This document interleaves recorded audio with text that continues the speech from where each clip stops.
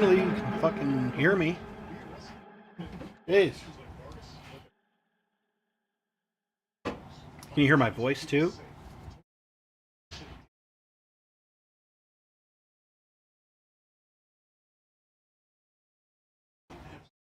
That's loud and clear.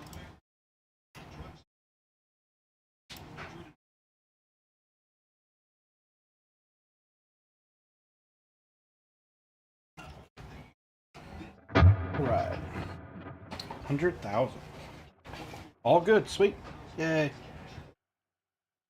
Everybody say hi to Connor's feet. Now I can see your feet.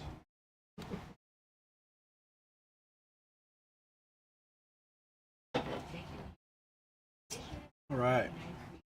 That was a nightmare.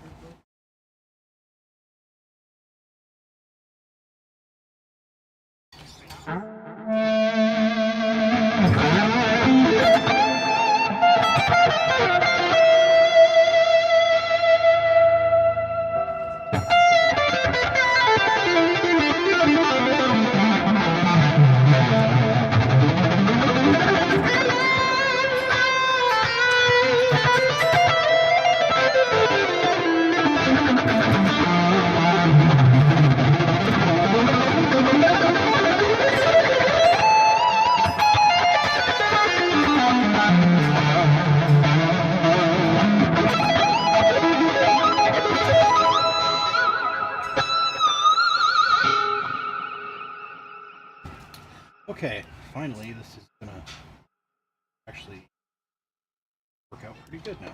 Oh. So, Mike, thank you for letting me know that my audio was not coming through, and luckily now it is.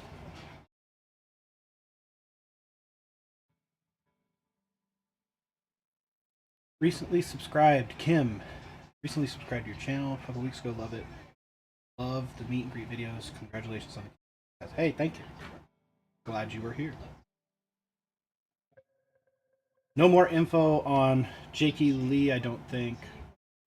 He said that he was trying to stop somebody from breaking, or not breaking into a car, but like something with a motorcycle. They were trying to steal it. He was trying to stop it, and then they had like this verbal altercation, and then they just shot him.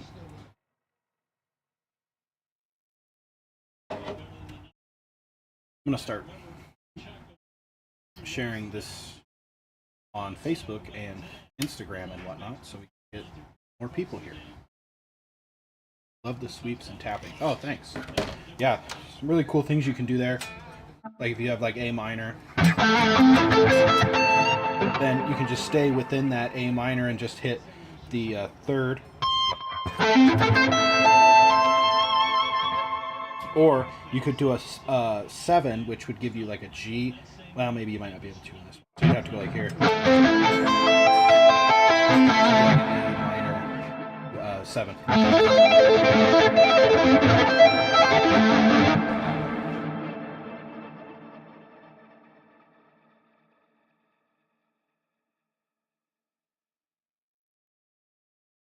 Oh yeah, I already forgot. I'm trying to post on Facebook. We got 400 subscribers to go. Hopefully we hit it here pretty soon. That'd be sick. Better not be 100 an hour. I'll be pissed. I'll have to be here till 1 o'clock in the morning. Glad that Ozzy got his solo induction to the Rock and Roll Hall of Fame.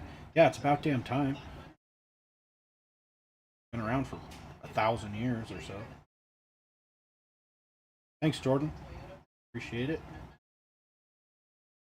100,000's coming up soon. Celebrating with Connor. Oh, and Stewie. Connor is my friend. Stewie is the cat.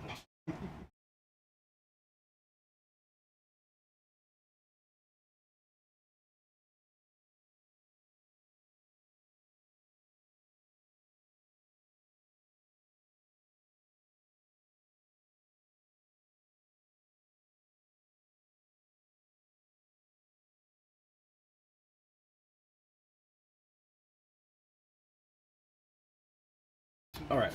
I keep forgetting to post on Facebook. I'm getting distracted. to find the link here. I don't know how to find the link. Maybe I have to send it myself.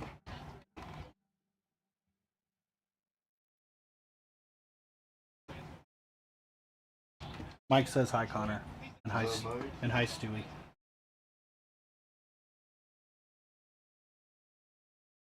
I gotta log into Facebook.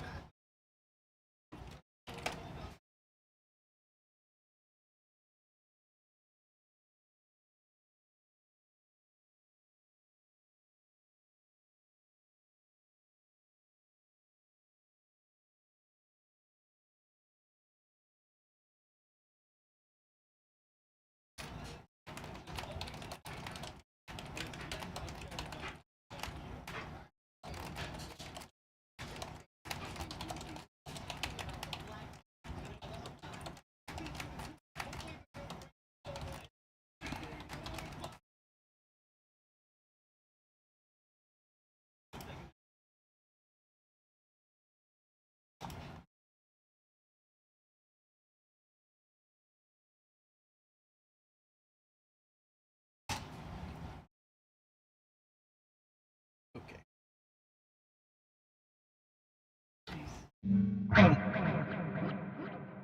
So let's see, who's all watching?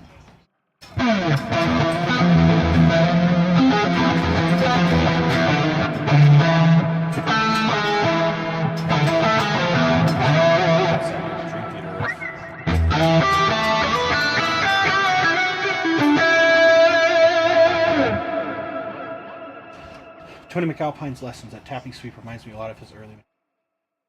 Yeah, McAlpine's super cool. He's a really nice guy too, which is awesome.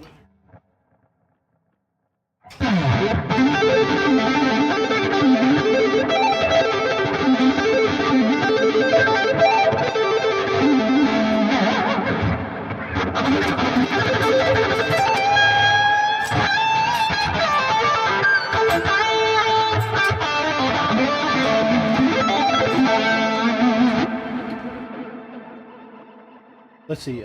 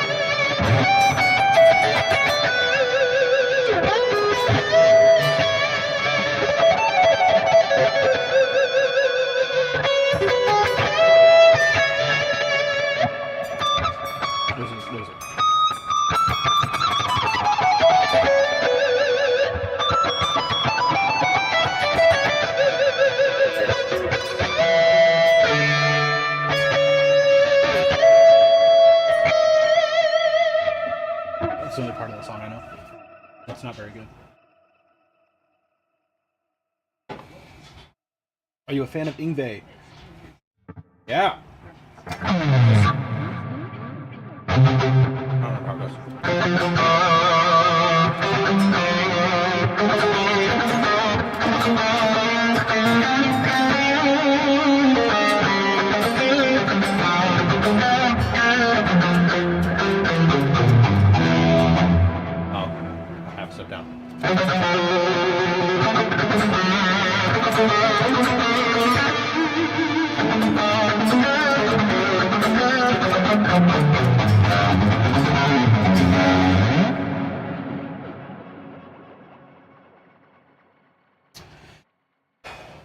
Arky 3433. So knowing you since the high school days, what made now the time to start doing videos like you are? Why did I start doing videos? Because I was bored. No, I'm kidding. Well, I had the studios and stuff going, and I didn't want to like jeopardize doing that over doing YouTube. And then now that the studios have kind of taken off and they're doing well, I decided that I would, spend the free time I have on doing the videos and whatnot. So, I mean, that's the best answer I think I could give.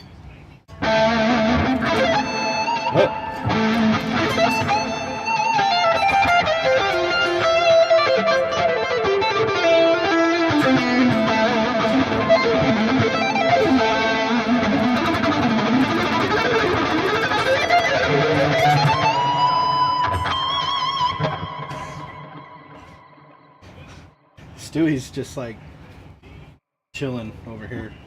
He is 100% content.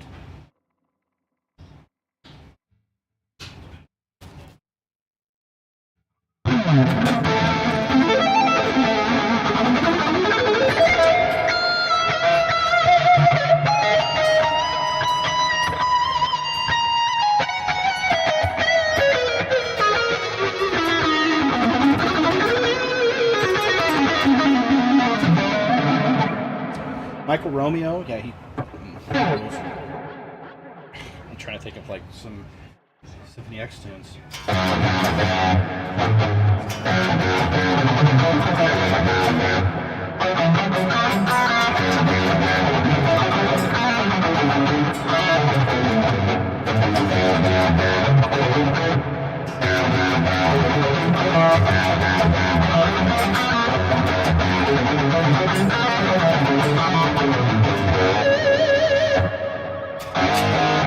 The one thing I took from Michael Romeo was that pick slide.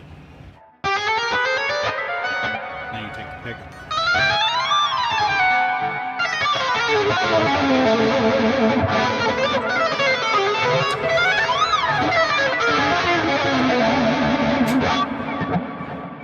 But yeah, Michael Romeo is one of my favorites.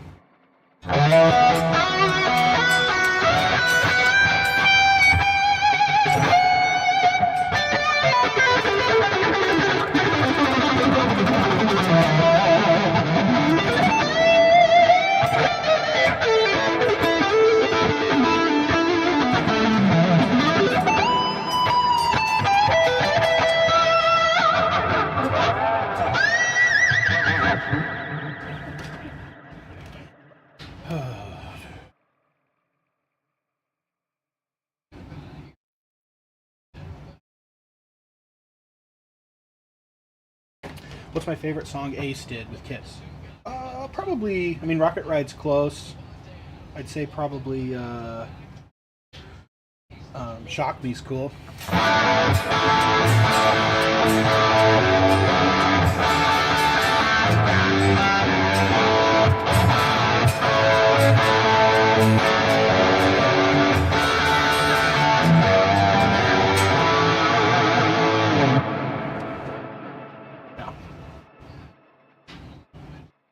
But Shock Me's cool too.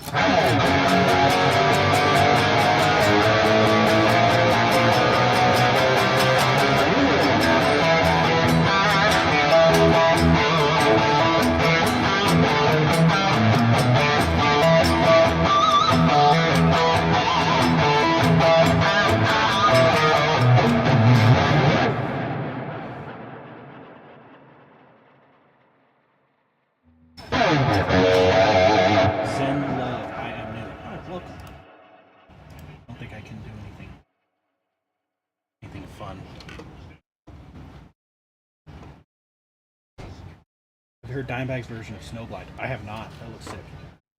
Hi, Alice. Lots of people in the chat. Hell yeah, dude. You look like you're gonna fall asleep. Huh? I can't hear you. Oh, okay. Huh? Oh yeah, Stewie's right behind me. Oh. Hi, Stu. Hi, Stu. Hi, buddy. Hi.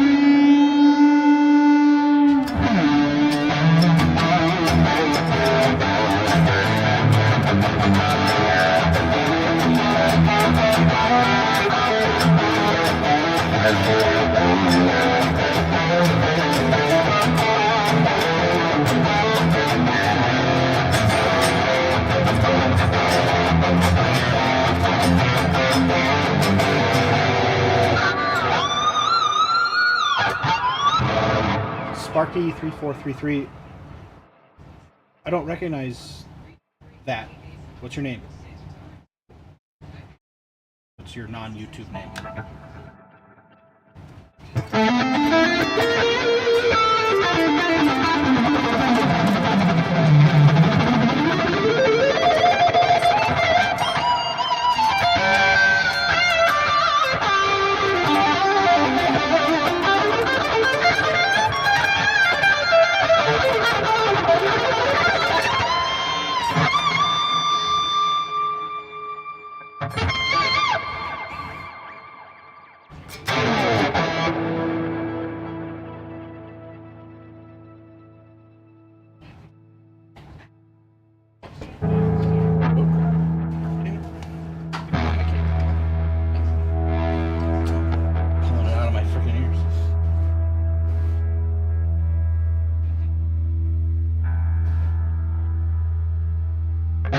Oh, hey Marcus. Sorry, I didn't realize that was your YouTube name.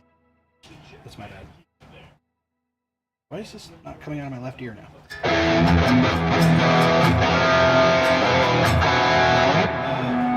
Over the mountain.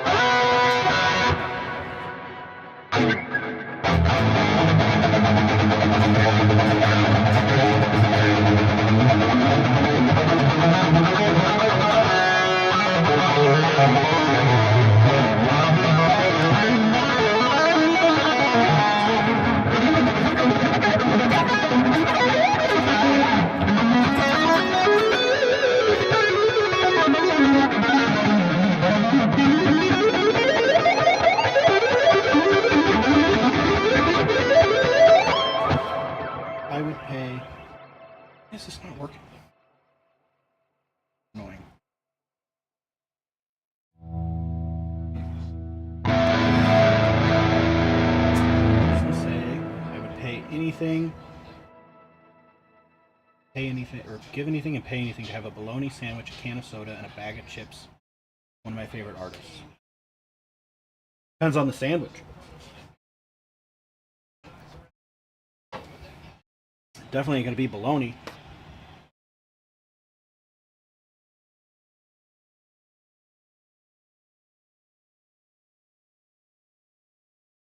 Yeah.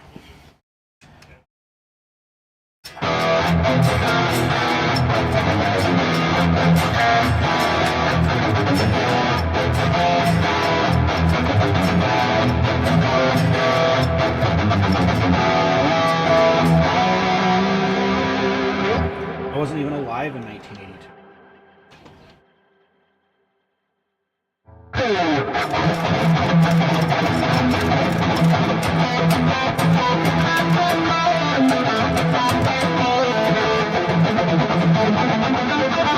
That's cool. We're watching the football game too.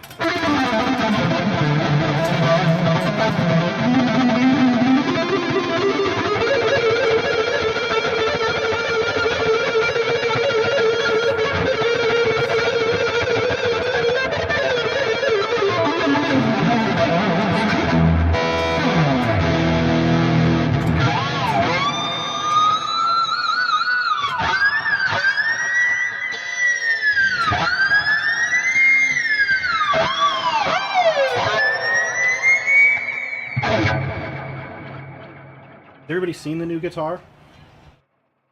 Majesty. Super pretty.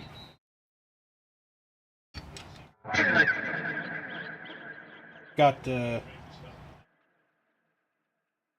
like a push here that 12 dB boost. Then this one here turns it to a single coil.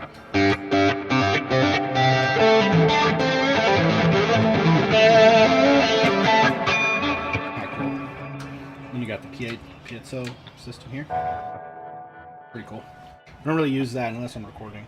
I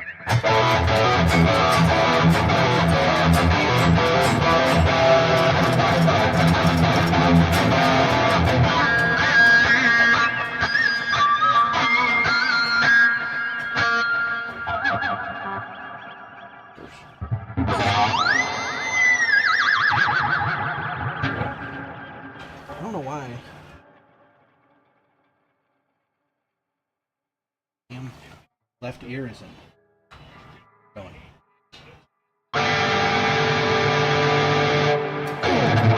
Ooh, that's it.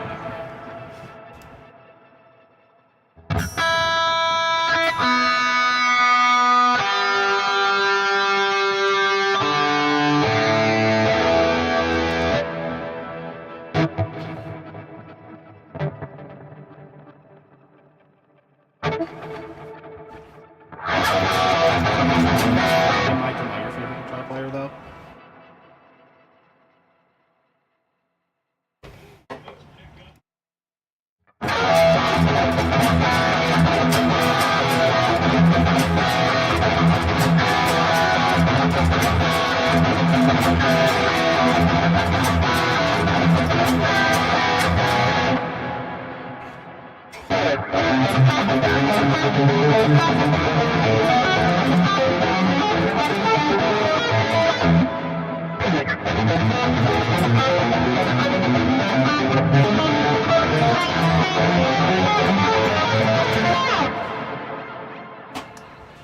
Get some people here from Facebook.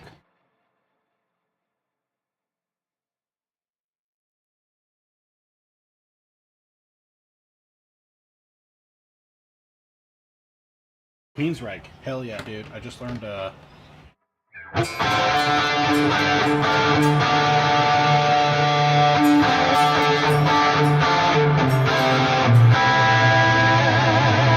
have really small hands.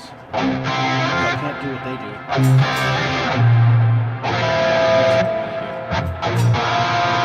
I just go.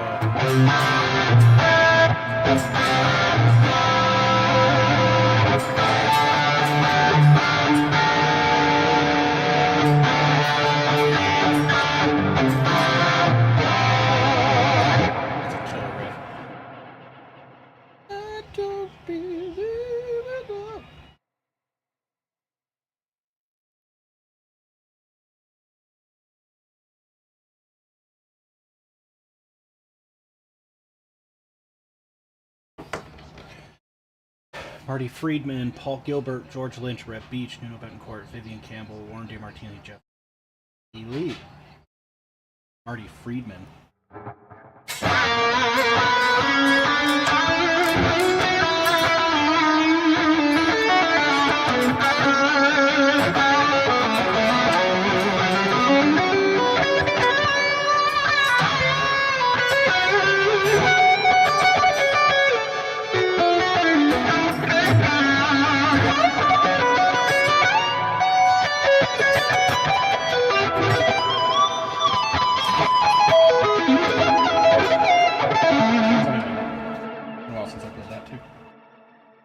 Paul Gilbert.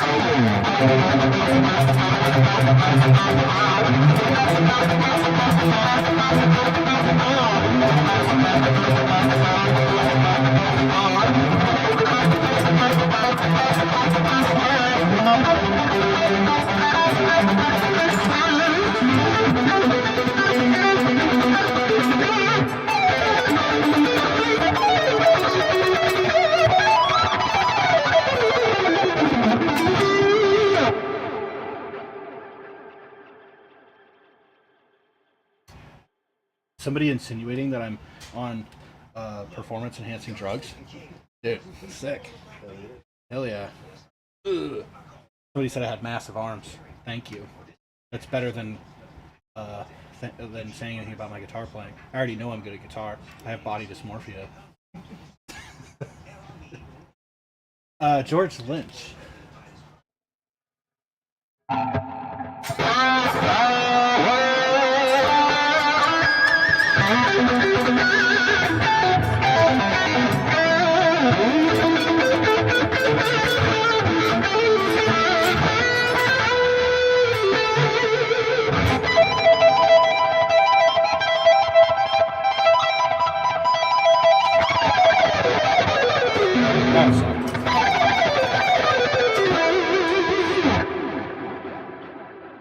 Oh, guitar performance enhancing drugs.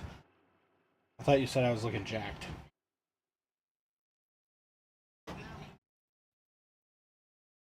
Red Beach. I don't know anything off the top of my head.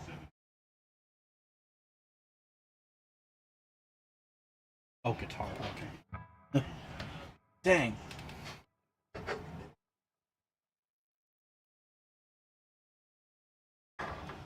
Slow it down with some Gilmore and bend 3 frets into 12 notes. Well, I would say, pretty sure his name is Gilmore, not Gil Less.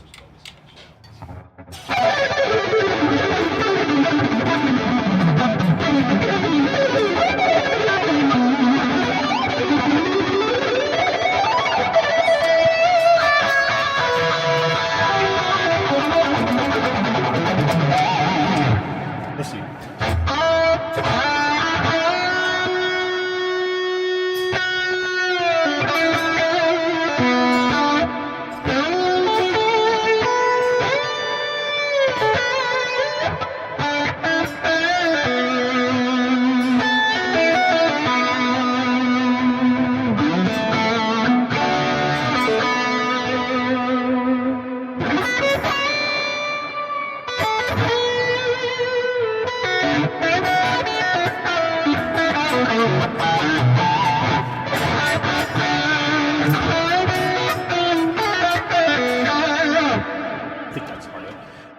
Try something. I'm gonna go onto YouTube and grab a backing track and just want to see if you guys can hear that with the guitar or if it's off. I don't know. Ow! I'm gonna try Highway Star. There's a cool backing track that has the harmony.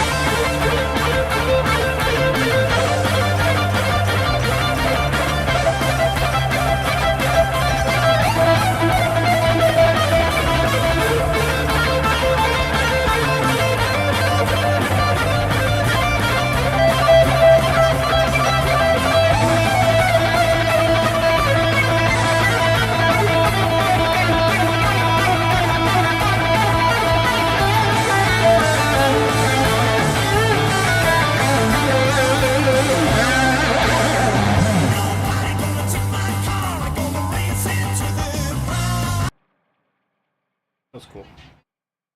Get this.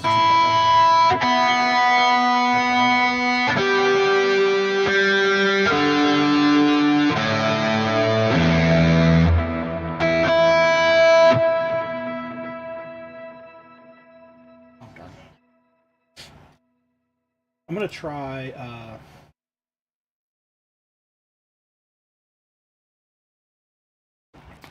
What did I just do? Smoke on the Water. One of my favorite solos of all time. Can't remember which one I picked.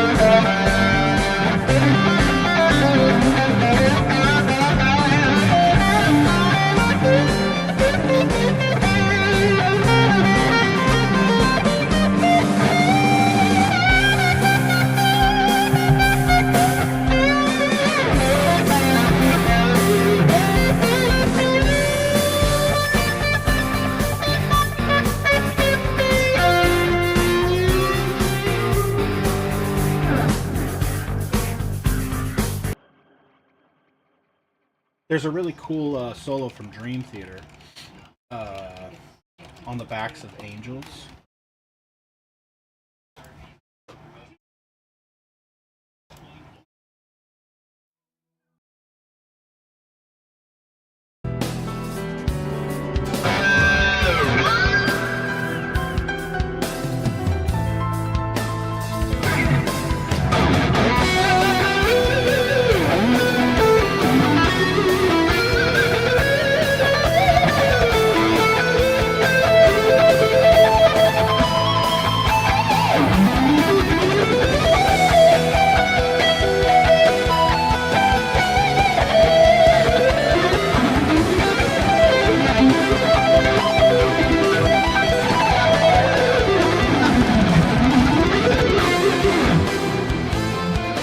Under a Glass Moon.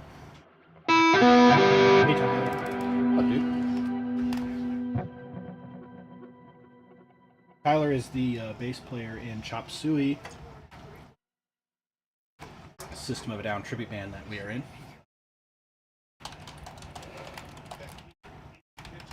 Let's do Under a Glass Moon. That's cool.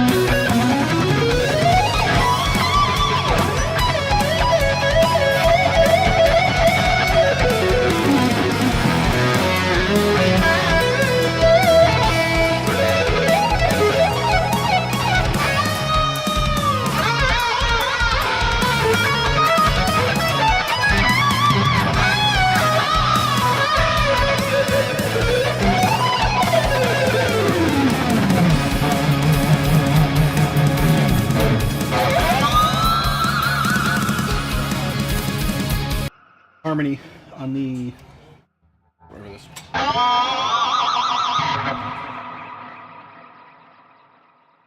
I love this part.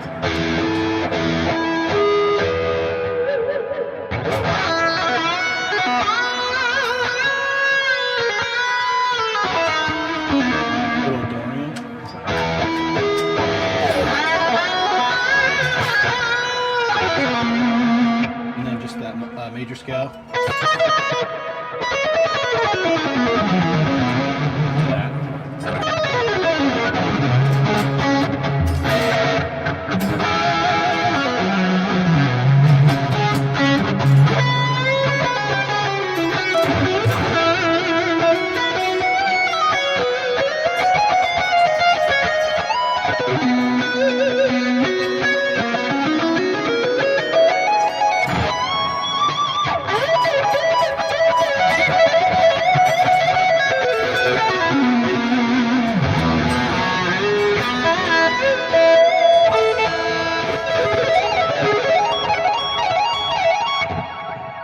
Surfing with the Alien, I used to be able to play that, but man, I don't know. I could probably do Crushing Day, kinda, because I have my own version of that song, but you can try it.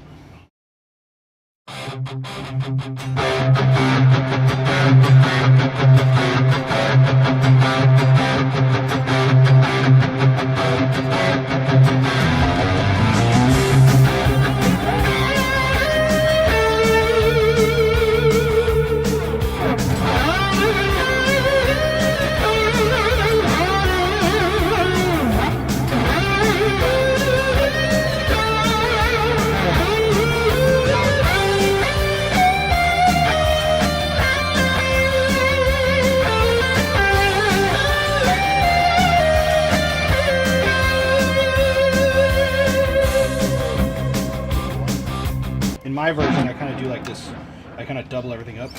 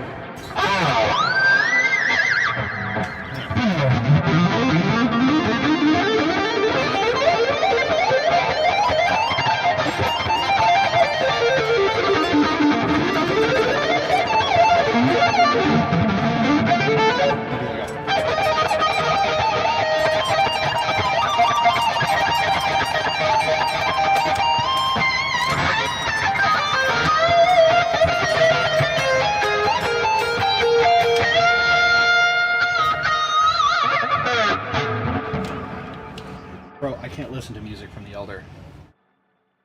Ugh. From Kiss? You ever heard that album? Oh, it's fucking trash. Here's the boy. It's literally how one of the songs starts. Is that how it starts? Play the oath. No. I will not. I need to text. Are you done with your Sprite?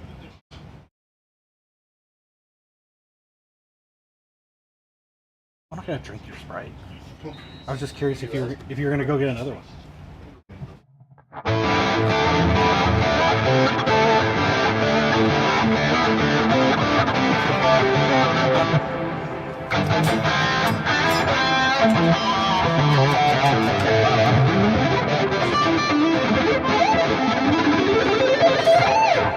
How many babies did you have to sacrifice to Satan to learn? 4. I am just a boy. Oh yeah, I'm just a boy. Stupid song. I love Kiss though, so I can't knock it too much because I guess it's part of their catalog. I cannot do the solo from Rise. I can't even remember how that song goes, to be honest. Is this working yet? Something's wrong with my in-ears. Left ear isn't working for some reason.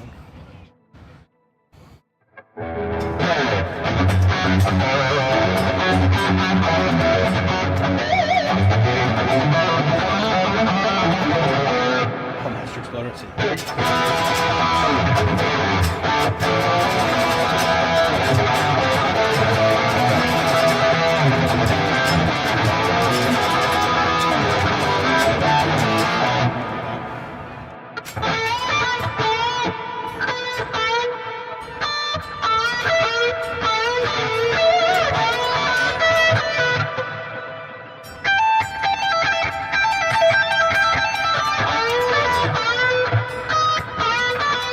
I can't think about how that beginning part goes.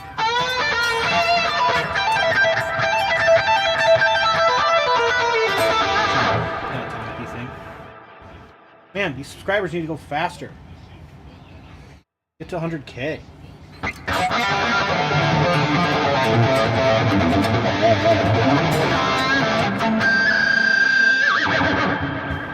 Also, guys, just so you know, there is a delay between what I'm reading and then you guys responding and seeing what I'm saying, so just keep that in mind. This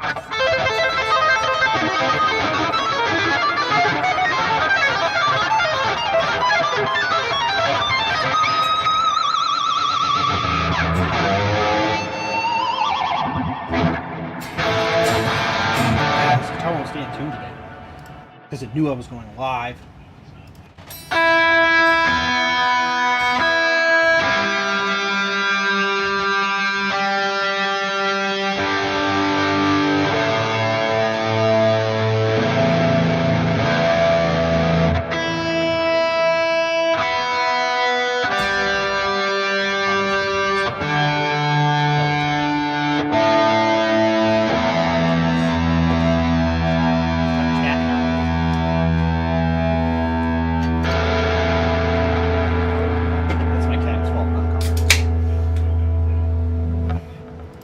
Sykes.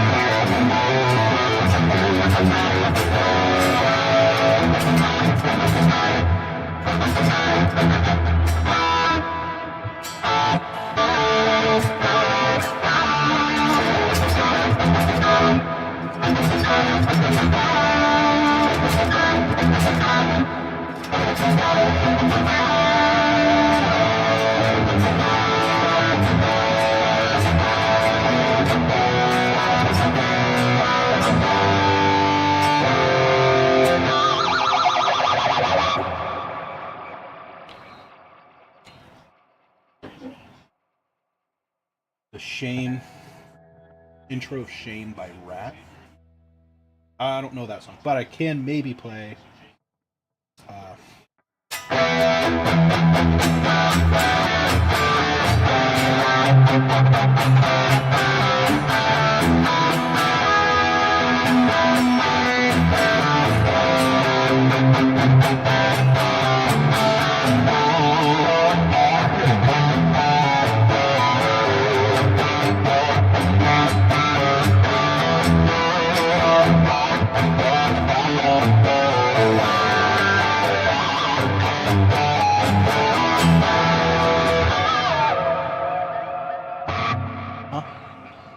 Who's winning? Ooh. Finally picking it up.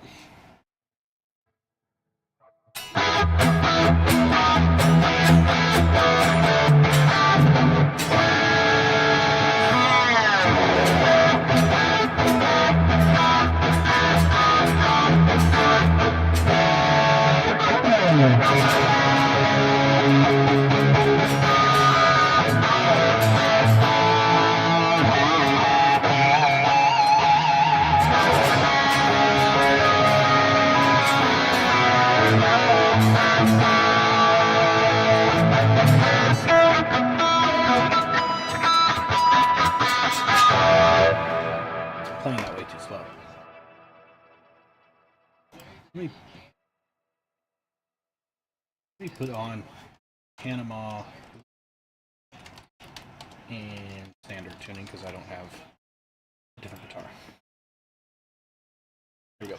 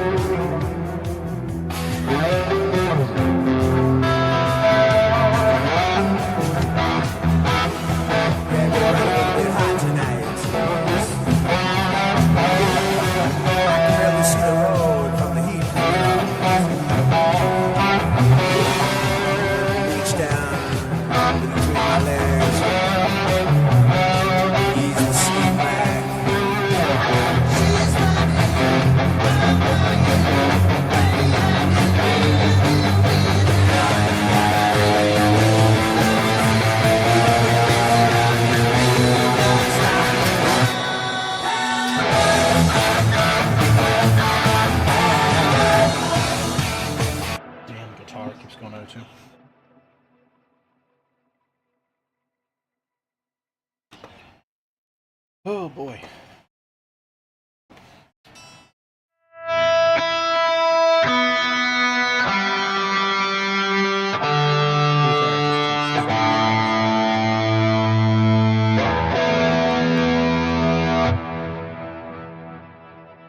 People are here.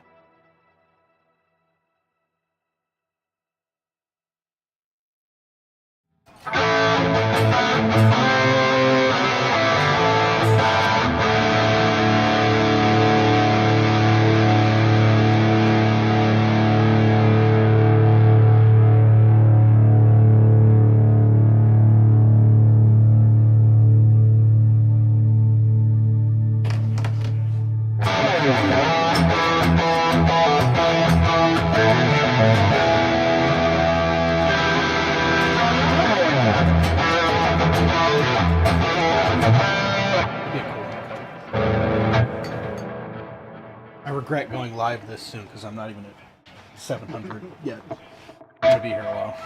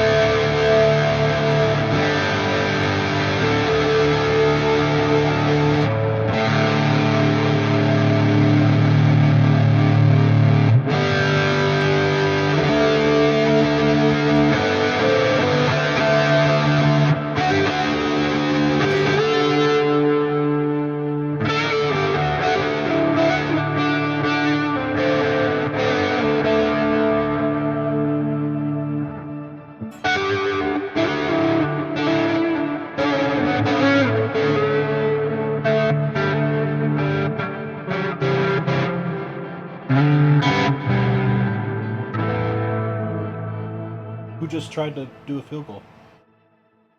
Why are they so freaking stoked about this guy? Special coach.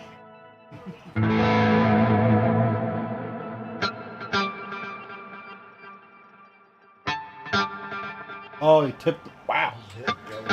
He did a good job. Can't you just buy subs like a normal YouTuber? I wish. Once you start doing that kind of stuff, it like. Connor says he wishes he had that low of integrity. But that's the standard YouTuber nowadays. You see that one guy? He got in a car accident while live streaming because he was driving his McLaren, and he was live streaming and texting in a rainstorm in a fucking McLaren, and he got in a car wreck live, smashed up his car, and then his friend who was in the passenger seat recording him because he's his videographer. They smashed into the side rails of this highway because he was on an interstate. And then his friend was like fucking bleeding out of his head, and he's like, "Bro, record this." Like, it was bad.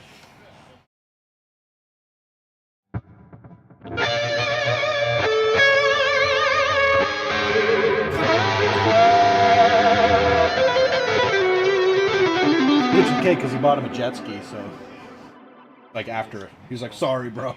Sorry, I almost killed you and made you record while I was standing on the side of the road and you were almost dying." Stu,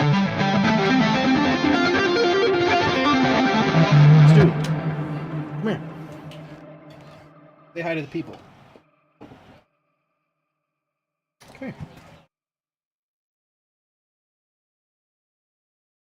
This is Stewie. Buddy, what are you doing? My boy. My old boy. He's an old boy. Aren't you, buddy? Yeah. Sometimes when I'm editing videos, he just sits right here on my lap. Getting in the way. I just put my whole beard on him. Do you know any Skinner riffs? I kind of just know, the Sweet Home, Bang Your Sister.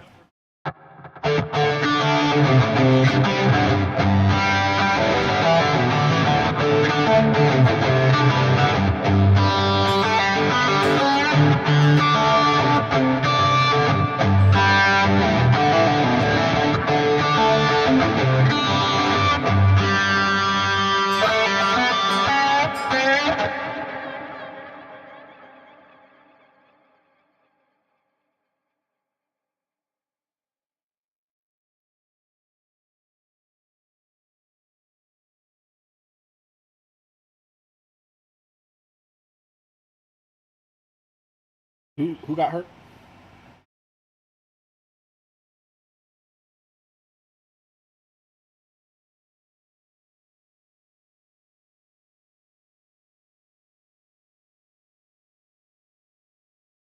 What happened? Maiden's World of Wax. Congrats, Zach. Again, great interview with Chris. Oh, yeah, Chris is awesome. He's a really nice guy.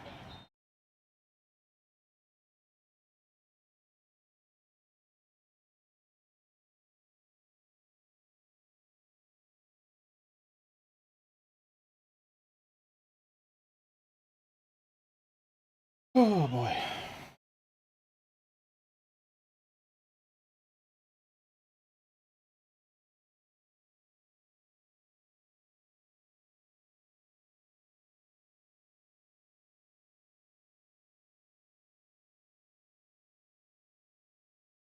My internet's being weird.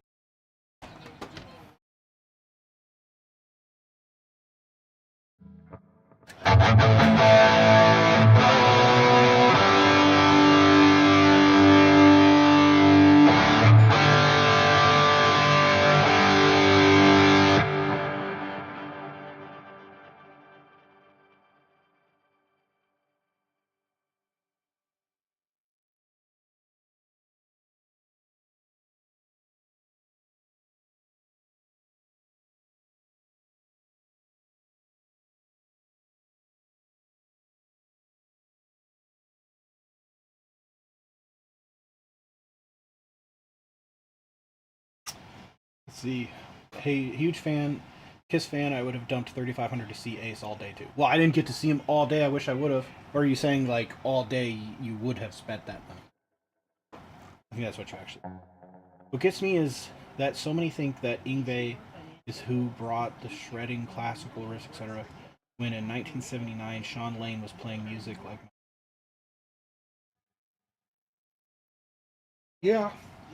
But I mean, I think that Yngwie just kind of brought it to a different level. He made it like cool. He was just such a weird guy.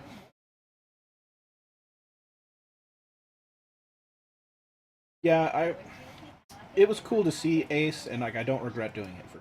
He was awesome, but also kind of a dick. I mean, of course, you got your classic Yngwie licks.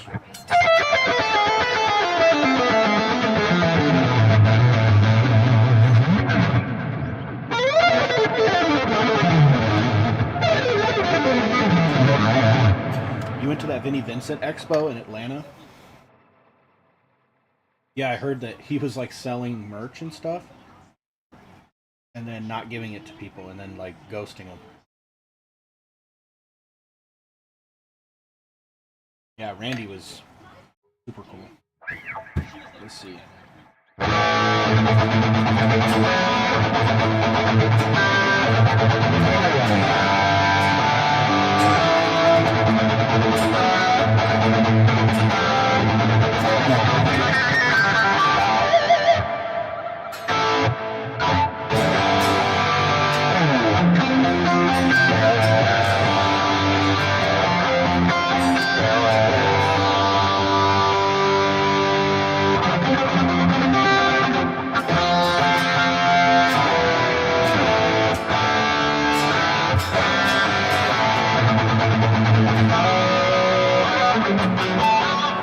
Vinnie Vincent, isn't he like a woman now or something?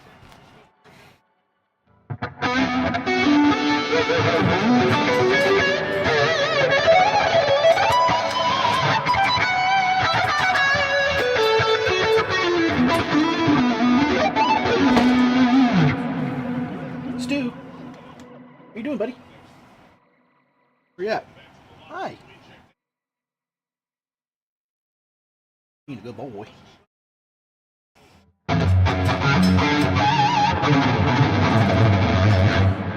Crazy Train in school.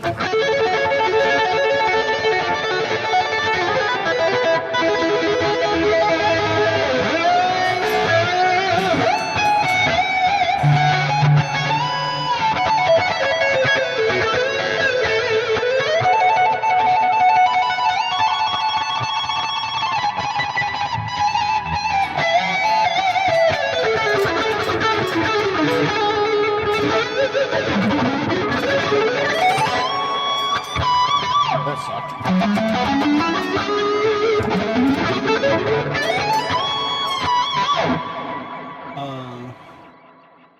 Yeah.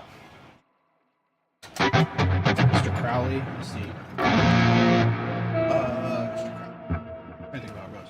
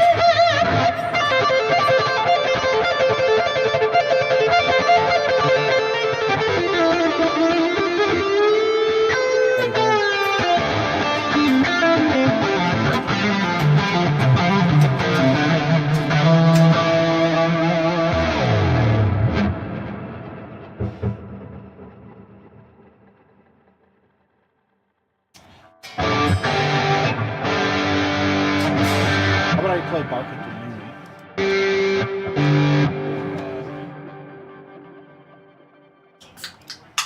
Jakey Lee.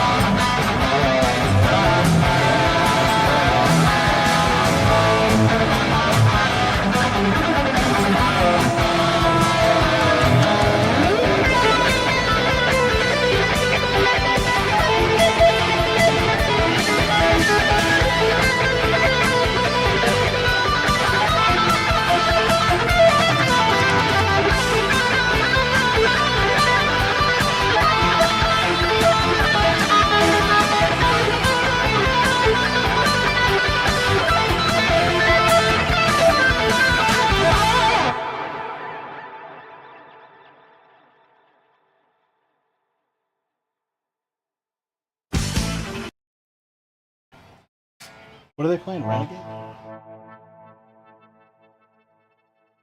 Everybody, have you heard? If you're in the game. Oh no, that's a stroke. That struck me. Wrong song. Same person. Isn't that the same person? I think Pittsburgh's going to win. 15-30. Who got hurt? Was it Rogers?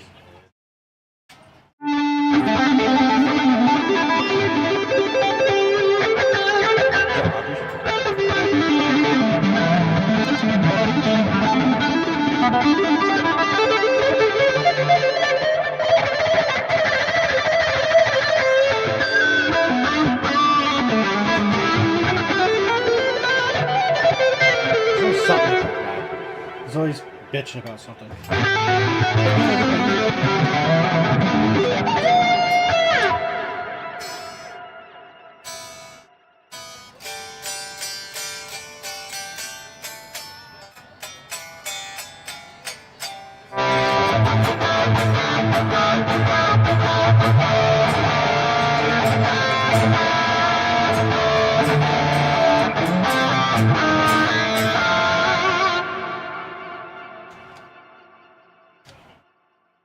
The last run in the solo of Bark at the Moon is the same as Round and Round.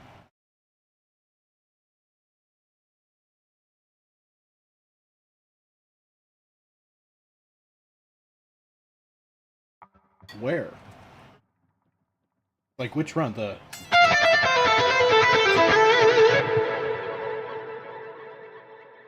trying to think of the solo from the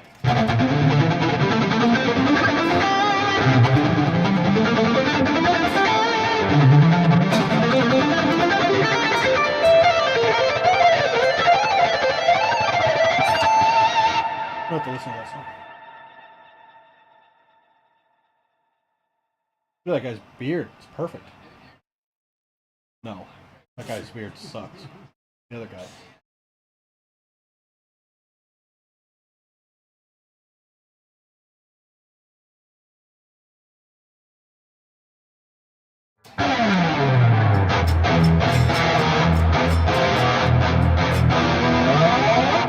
First one at the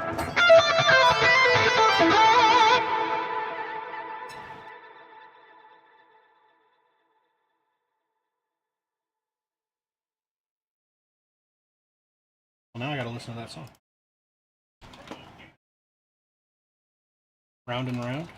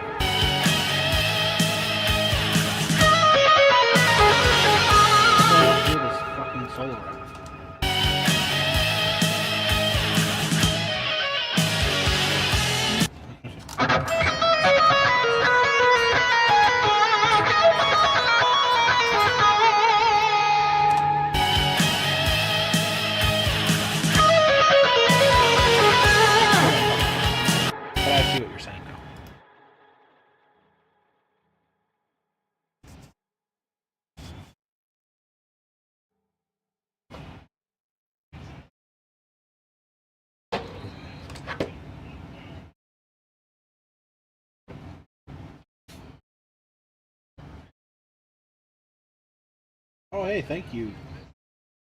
Pentexenstein. $10. What do you want me to play?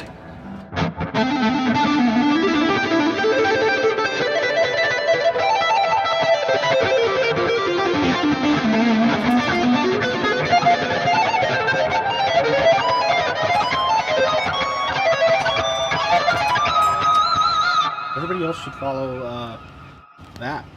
Send me $10. First $10.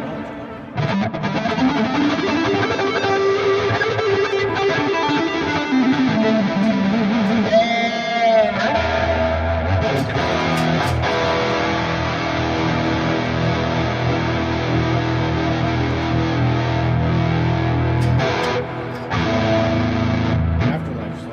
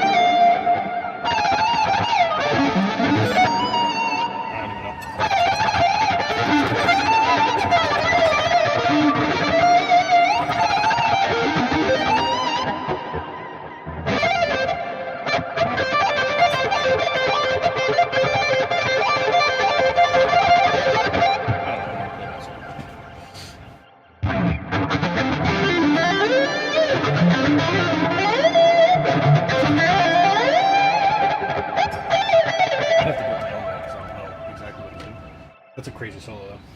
Oh, I've got the,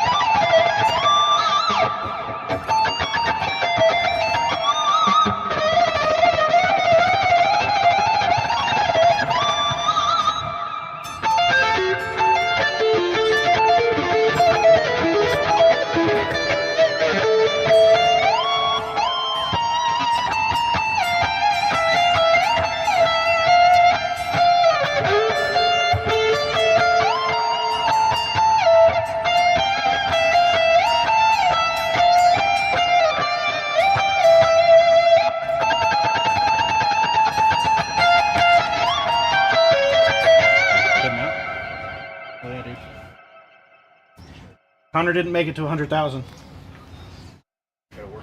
He's got to work tomorrow, unlike me. I just got to play guitar tomorrow, so. See you, dude. Appreciate you chilling.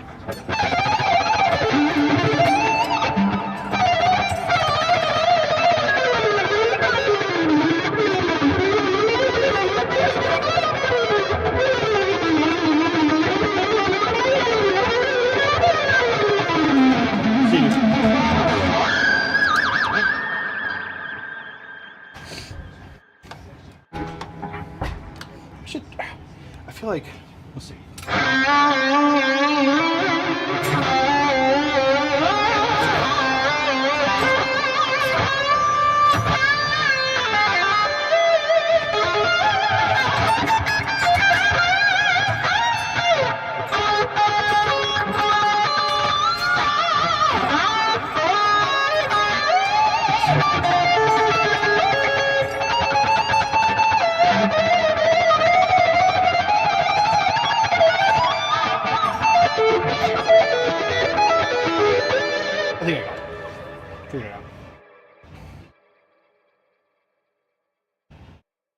can take this.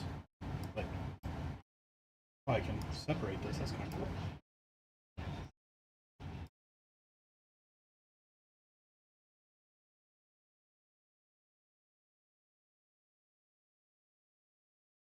Not letting me react to comments.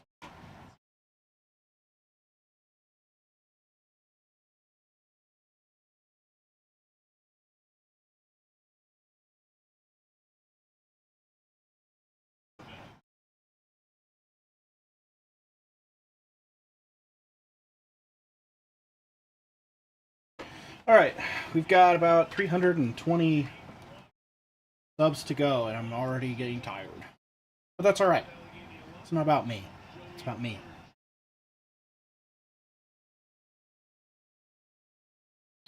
I'm going to take this out, though, because it's starting to bother my ear. And I don't understand why the, like, all of a sudden... I don't understand why all of a sudden, God dang it, my foot's caught. The left ear keeps going out on that. I don't understand why. You know, I used to know some children of Bodom, but I never kept up with it. I'm gonna turn this game off because it's loud. The hell was that?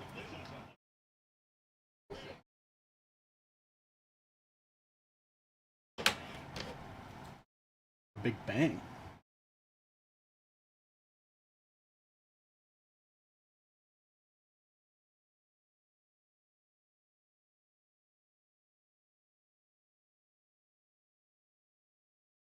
Hang on a minute.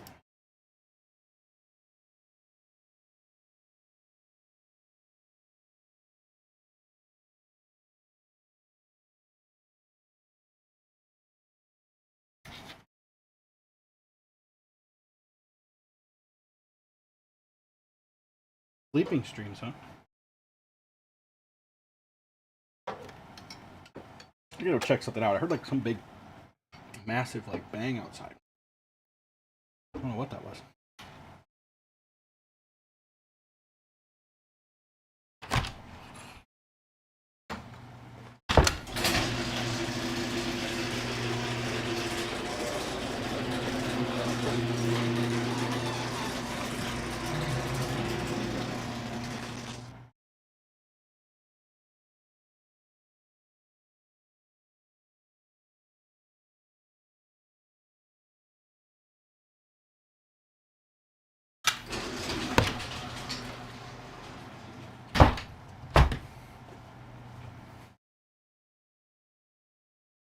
I think somebody got in like a car accident or something outside.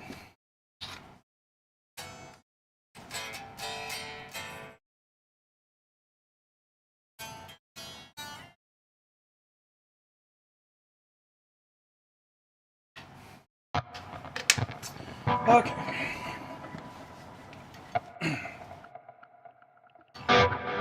Ozzy/Dio or Tony Martin era. Ozzy, of course. Dio was cool. You know, heaven and hell. That was cool. But I just wasn't a massive fan. Anything but Ozzy's for the most part.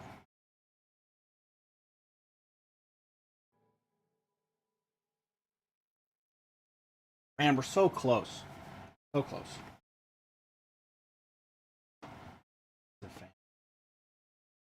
Anything but Aussies for the most part.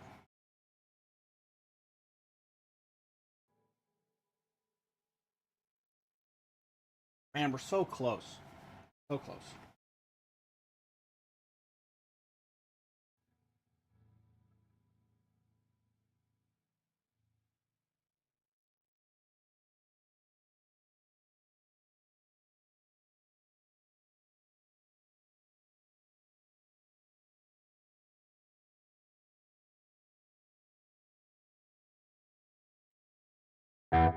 You know, I wonder, am I able to like invite people in to come live?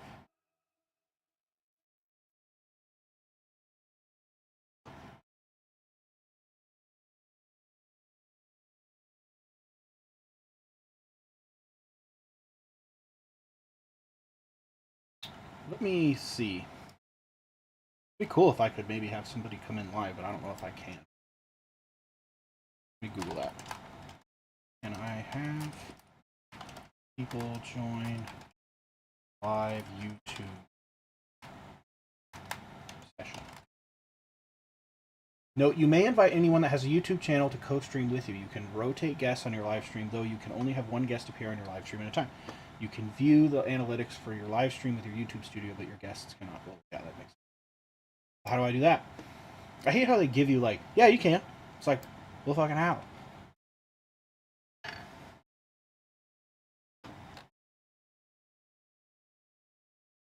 Okay, you can co-stream with someone else by being invited to join their live stream. Co-streaming with someone else can help you connect with a new audience on YouTube. Tap the invite link sent by the host live streamer from your mobile device. They may send it to you via email, text, or other messages. Select the channel that you'd like to go live with. Select join when asked to join the waiting room. So, okay, somebody try that. Oh, let's have my Derek. That's my brother. You see the option to ask to, like, go live? Is there an option for that?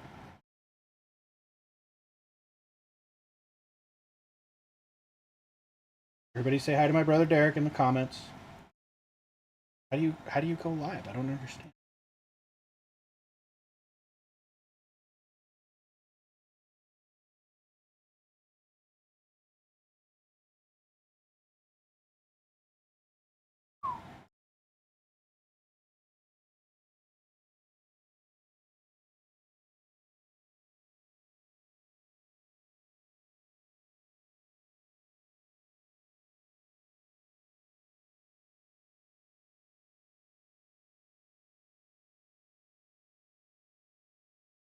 Shirtless in bed.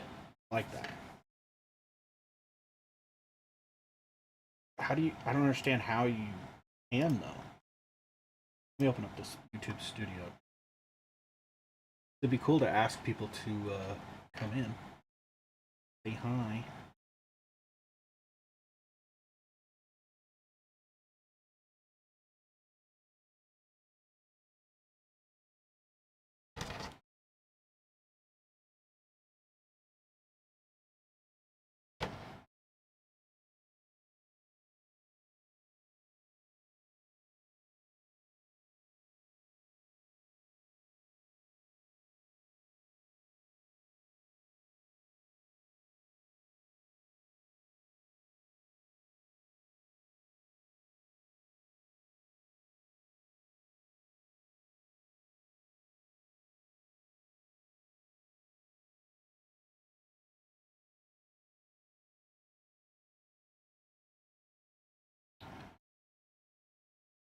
It is exactly like a telethon.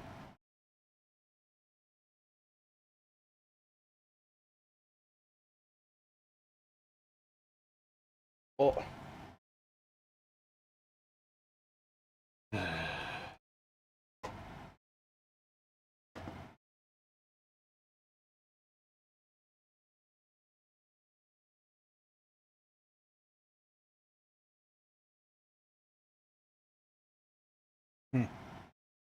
Maybe it doesn't allow me to.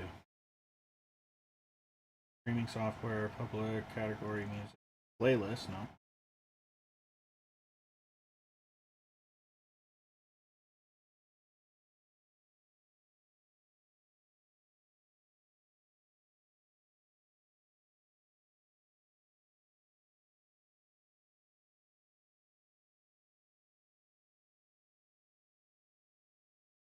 It doesn't say how to do that.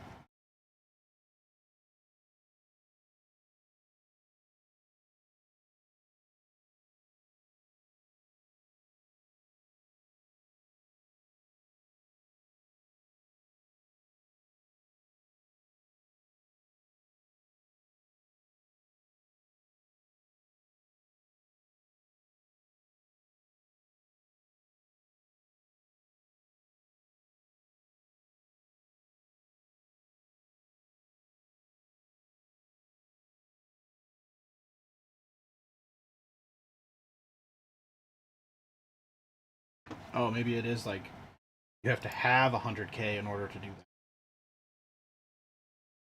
That'd be stupid. How many time signature changes are in controlled opposition? I have a feeling Becky did not ask that question.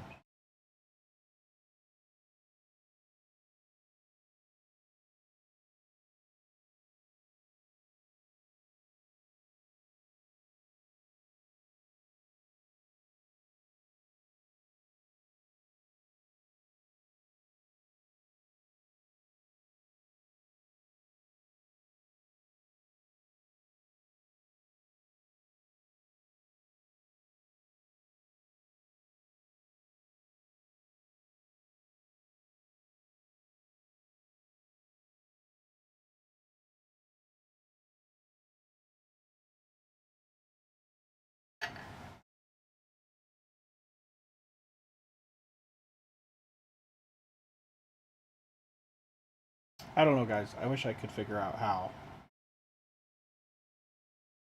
to do this.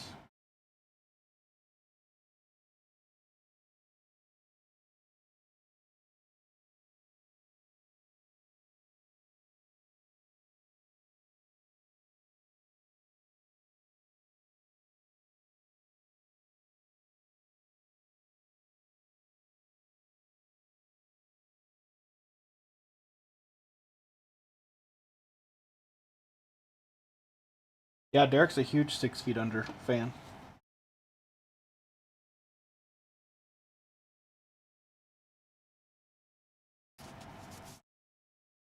Well, sorry, everybody. I wish I could have figured out how to let you come on because I would have chatted with you for.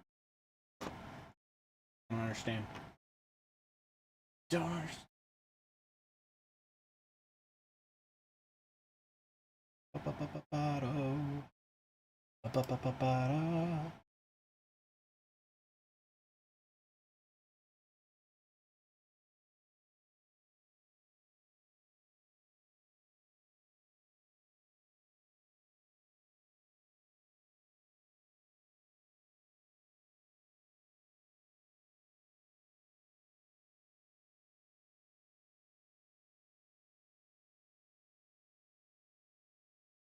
Oh my gosh, we got so long to go.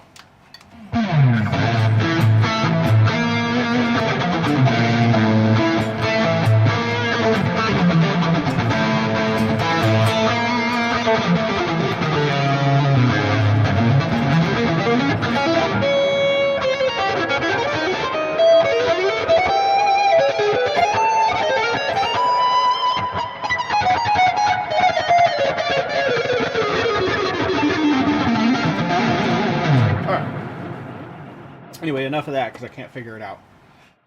Let's see. I wish that. Well, let's talk about. I started doing YouTube again in July when I posted that video with Paul Gilbert, and I only had like 10,000 subscribers at that point. And I was like, I need to focus on something because, the studios don't even open until like 3 usually. So I've got like a lot of the morning to, not only just do like the gym and stuff like that, but I was like, I really want to focus 100% on this YouTube channel and see what we can do. So that would be like July, August, September, and then midway through October, so about 3.5 months. And now we're almost at 100,000. Super sick.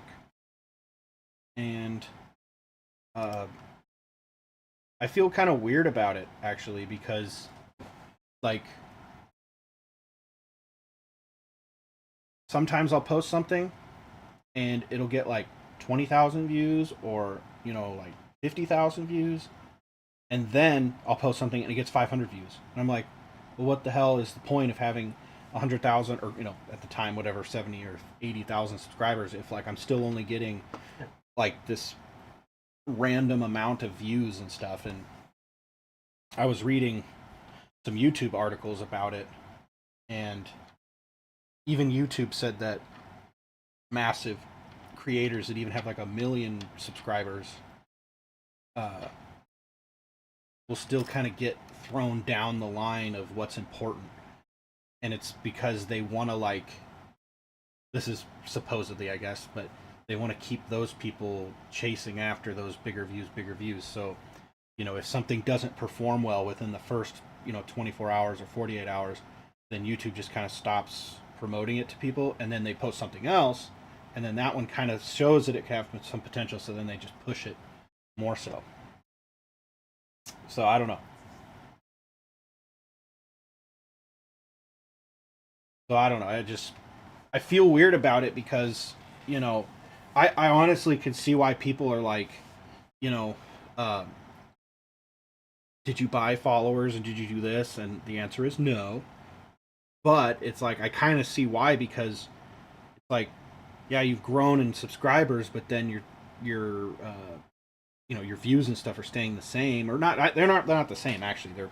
They have grown, like, on the average. I need to get out of the way of this subscriber thing. But it's weird because I've seen people that have like 2 million followers, like fitness influencer people. They got 2 million followers and they'll get like 20,000 views on a video. It's like, what the hell? So I feel kind of weird about it. I mean, I'm excited to hit the number, but then again, I think, like, it's just a number. Because if I just all of a sudden stop posting, it goes back down to nothing. I don't know. But let's see. Let me go to my channel analytics a little bit. I want to talk about.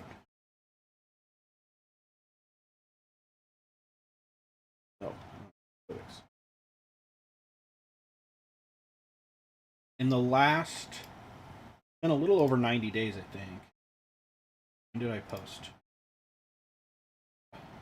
Paul Gilbert one was like July 10th or something, I think.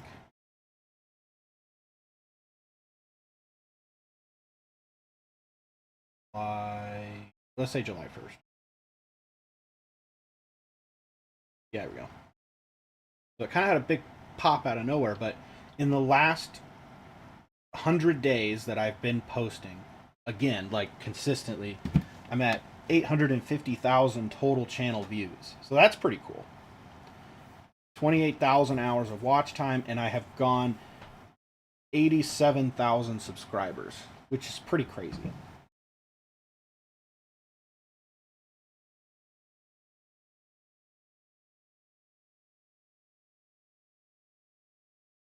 I have posted, how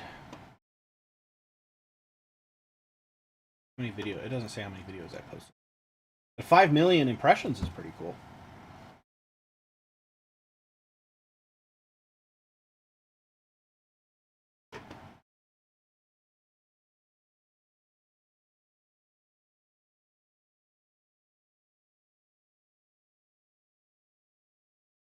I wish it would tell me how many, like, videos I've uploaded within that time. It just says, like, how they were found, what the top videos were.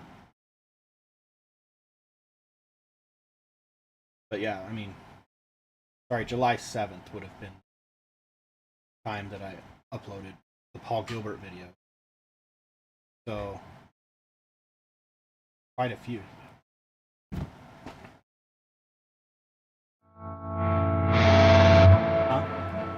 I'm live streaming. You're alright, I can't hear you. The favorite concert I've been to? Are you asking me or are you asking Derek? Because it sounds like you two are chatting.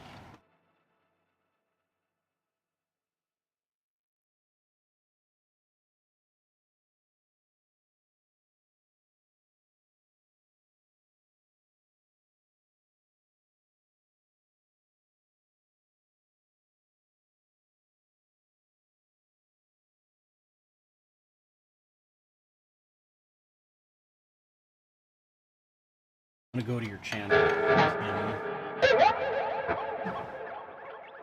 Right.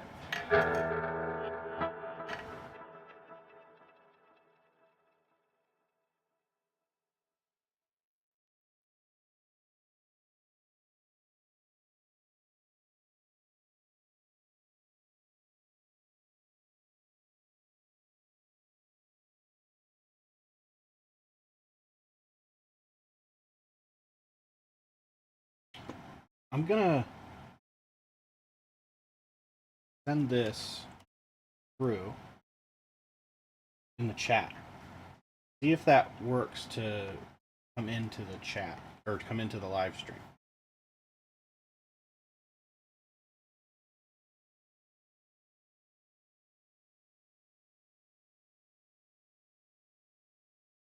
If you're still here, Derek.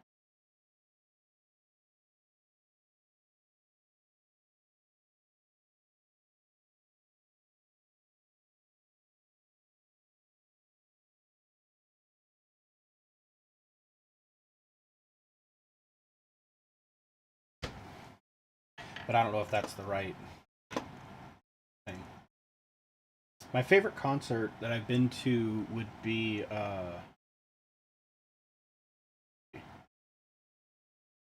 when I was a kid. I went and saw Trivium with Lamb of God and Gojira. That was pretty sweet.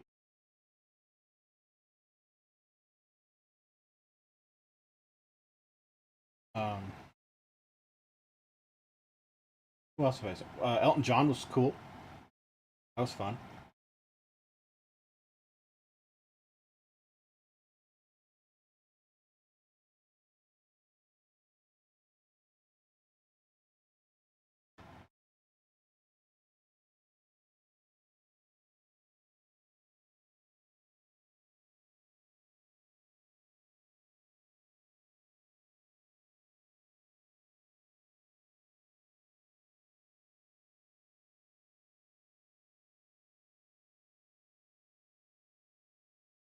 And we got ways to go.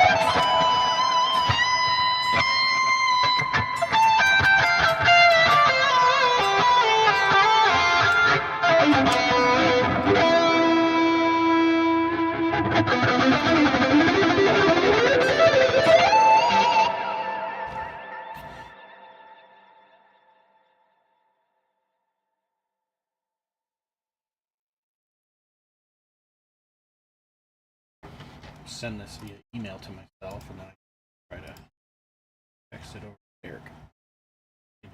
Join live.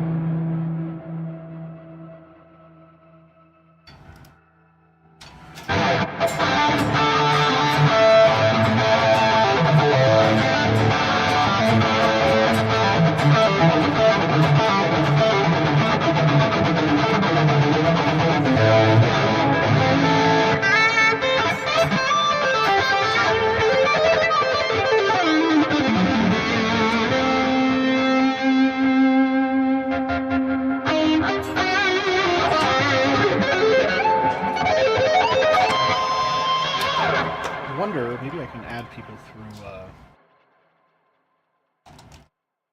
OBS.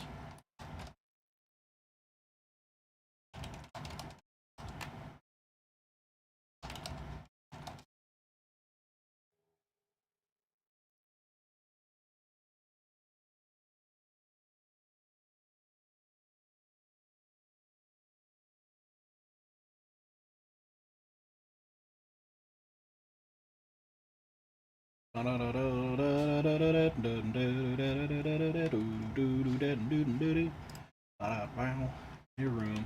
Name the room. Add the room name to your room. No empty spaces are allowed. Step 3, invite guests. How do I create a room? I don't think I've ever done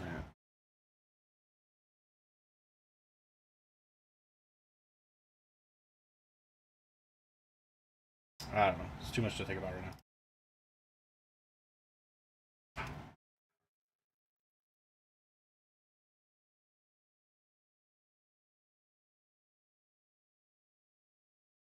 OBS Ninja.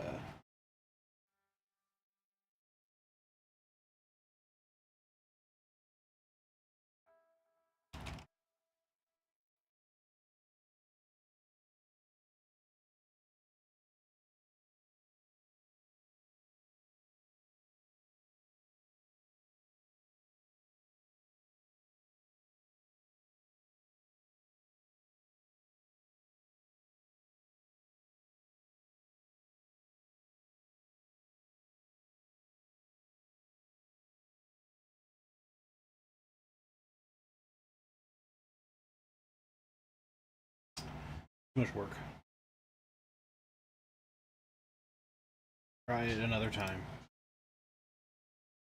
Oh man, I got here at like 500 to go, and now it's like slowing down. It's probably because people are going to bed or whatever, but that's okay. We'll play some more songs.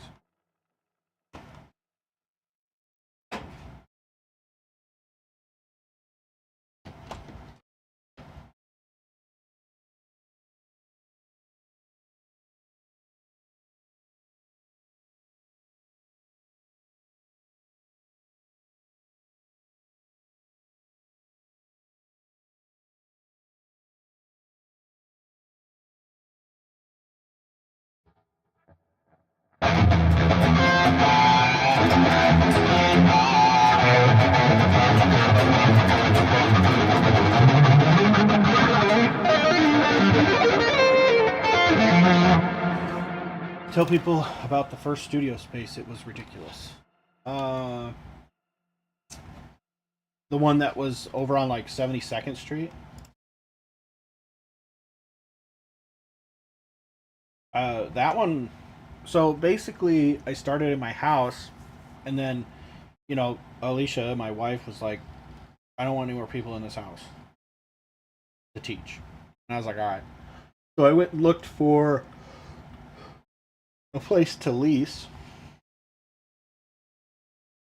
and I found this place that was like month to month, and it was like $400. So I was already like, "That's way too much money," which at the time kind of was, because I had never done anything like that before. But it was month to month, so I was like, "That's fine."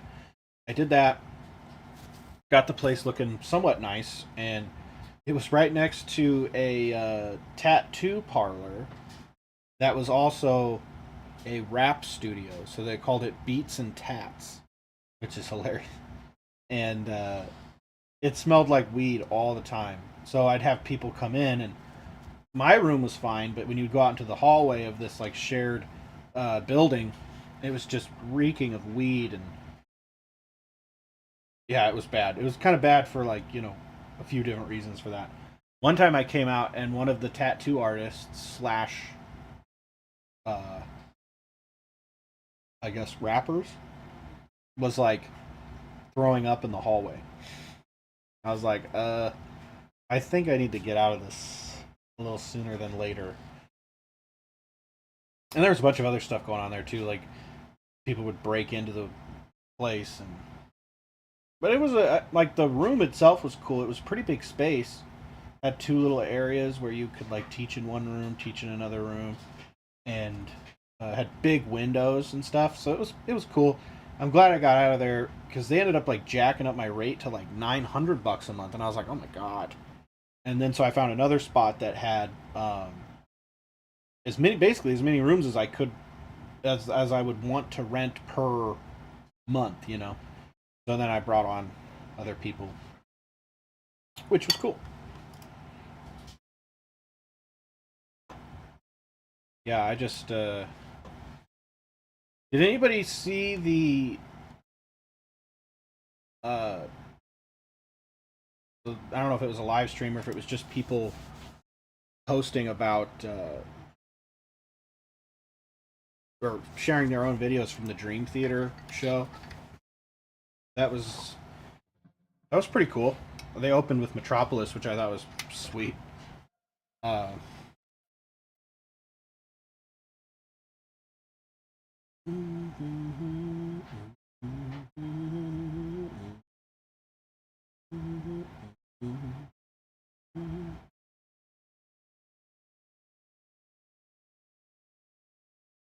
Oh man, I'm tired already.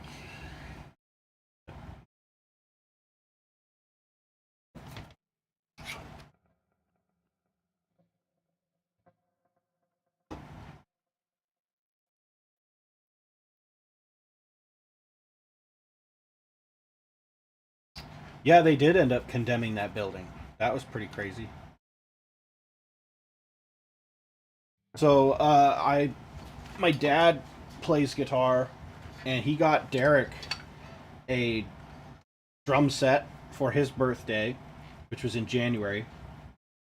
And I was super pissed because Derek got this cool drum set, and my dad made me watch Derek have fun on this drum set for like an hour, and then he brought down a guitar for me, and I was like, ooh, so that was cool. And so he taught me how to play, like the chords and stuff like that, and then some songs. And ooh, excuse me. And then kind of showed me all the different players that were around.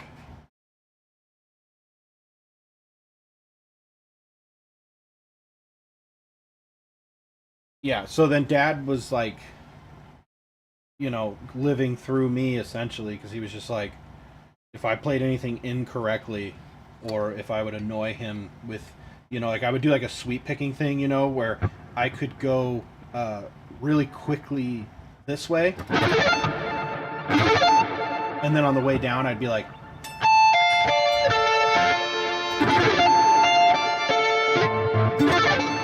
just like that, because I just wanted to play fast, but I couldn't go this way at the same speed, and he'd be like, fucking play it right, and I'm like, I'm trying, and then I'd do it again, and then he'd be like, play it right, or I'll break your fingers, and I was like, oh. So then I had to like really slow everything down. He's like, good, play it like that forever. I'm like, okay, I'm sorry. Yeah, he was not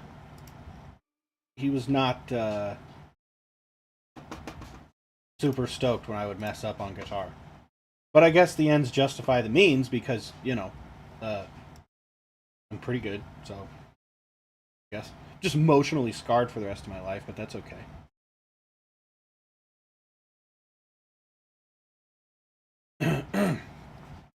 I think I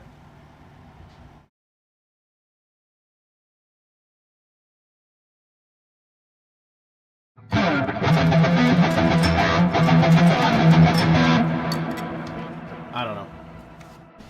After that, like I kind of outpaced what he was able to show me. So then I ended up just doing whatever I wanted to do.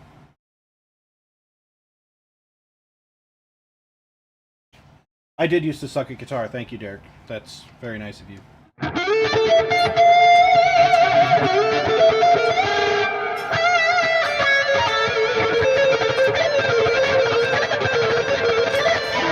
My friend Matt, this is a funny story. My friend Matt, I was playing System of a Down, and it was like, the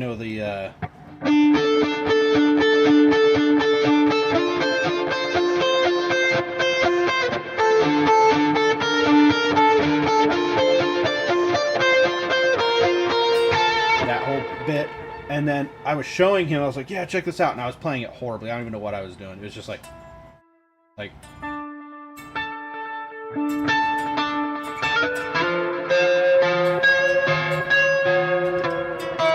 probably sounded like that. And he was like, "Man, you're not very good."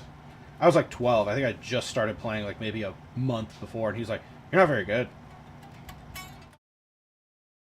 And I really took it to heart. I was like, "I mean, you don't understand. I mean, I'm just trying." And then it was no. I should actually. I think I messaged him about that one time. I was like, "Remember when you told me I sucked at guitar when I was 12?"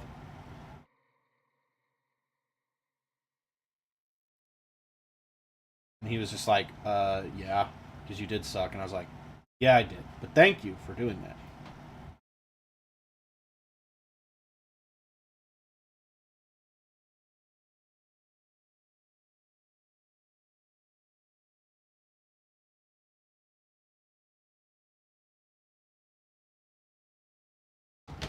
Anyway, I'm gonna play a little bit.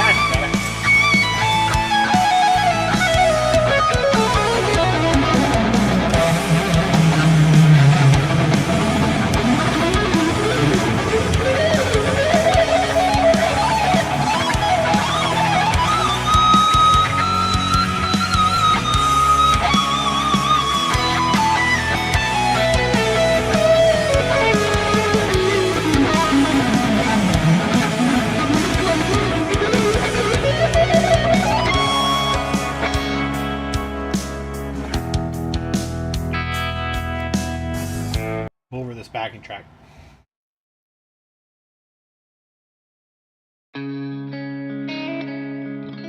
Little C sharp minor.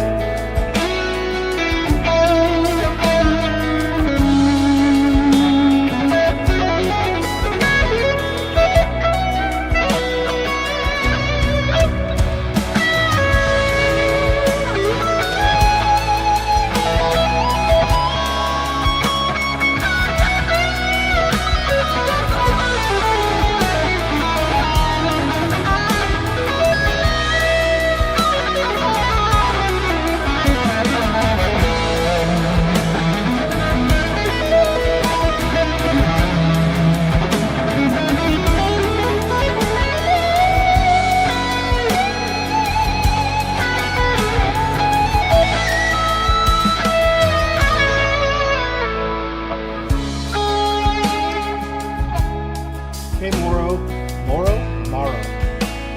from Argentina. It's probably morning there now, isn't it?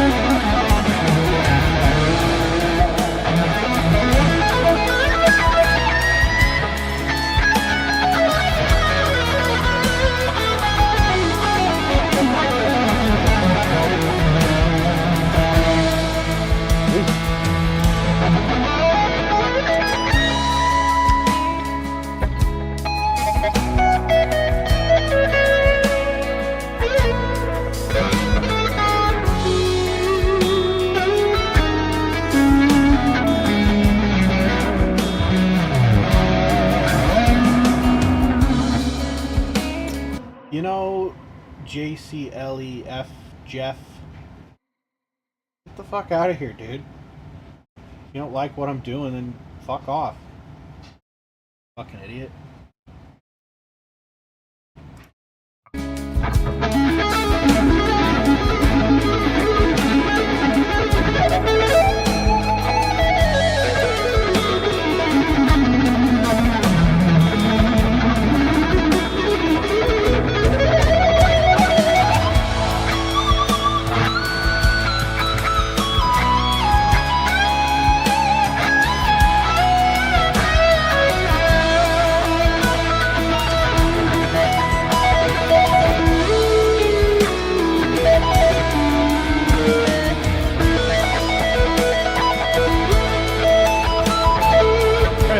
Incorporate these fives.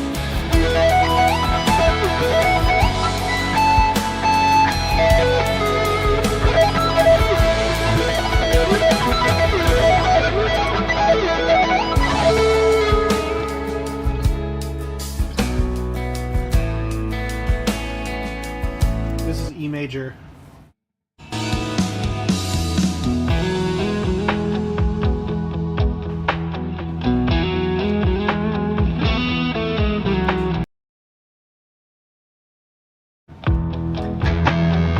Concert Cruiser, thank you. Hey, you were just texting me. Sorry, I was busy doing this. And yes, there's my kitty. Hey, Stu, say hi. Hey, Stu. He's a good little one. He doesn't care how good of a guitar player I am. That's what I love about him. WX Panda, you subbed. Hey, thank you. We're getting there. We're almost to the goal. It's just, I think the other side of the world is starting to wake up. This is a boring background. It's really cool. Heartbreak Blues Ballad in E major. That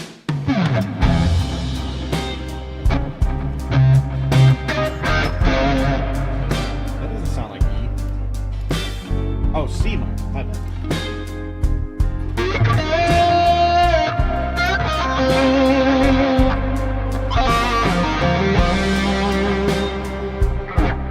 It probably is time to tune, even though I literally just...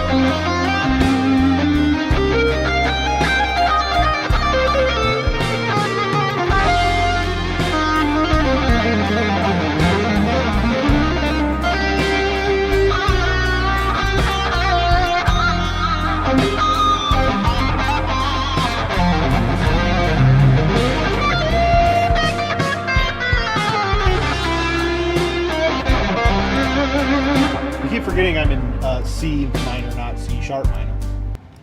Derek, my favorite cat is Star Child. Done. Give me $1.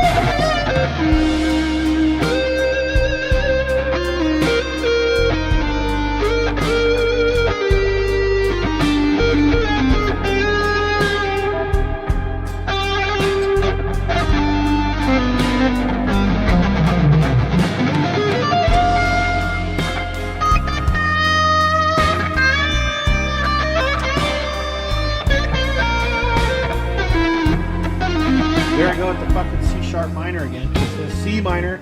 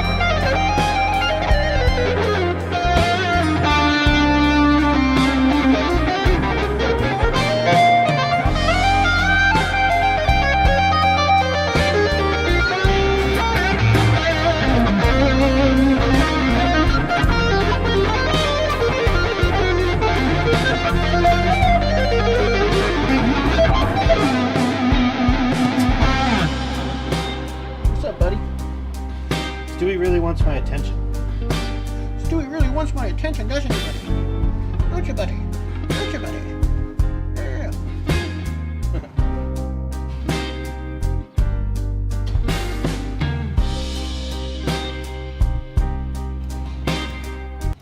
Come here. Wow. Everybody ask Stewie some questions. Stewie, my buddy. Wow. There's my buddy boy. What are you doing? Yeah. Oh, okay. What are you doing? Quit. Don't. Scratching me. Everybody ask Stewie a question. What is Stu doing? He's a good boy. He's a good boy. He's a good boy. He's an old boy. I don't think Stewie likes when I play guitar, do you, bud? You just want me to hang around you all the time. Hey, you'd rather I just hung out with you all day. Didn't ow! Hey, didn't have to go play guitar. Don't bite me. Gets all hyped up. Don't you get all hyped up? Don't you? Ow! Oh shit.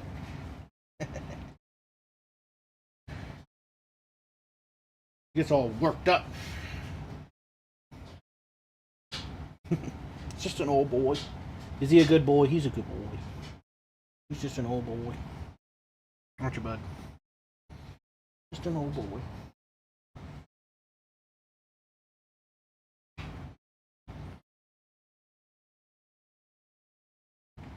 Oh, jeez. What are you doing? Okay, bye. Get all your cat hair all over me and just leave. I think he wants to play, but I don't have anything to play. Where's your toys at? I don't have any toys.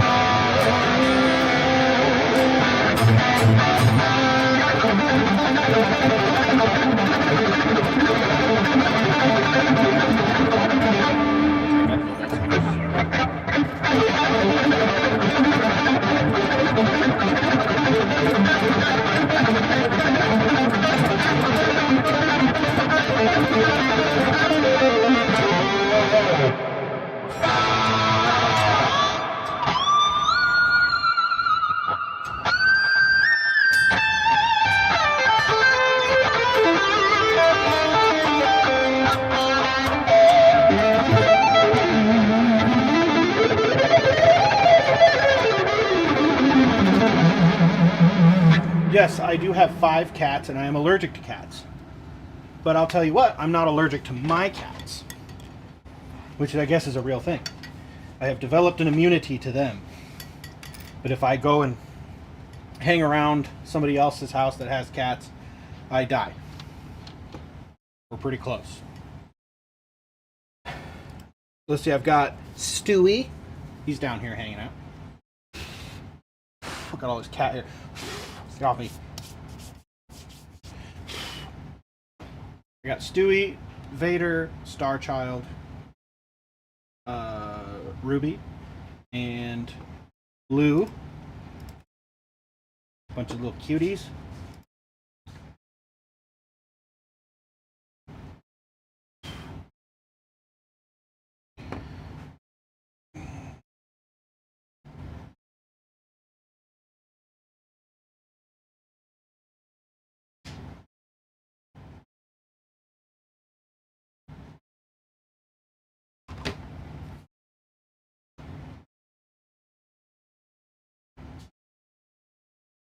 Go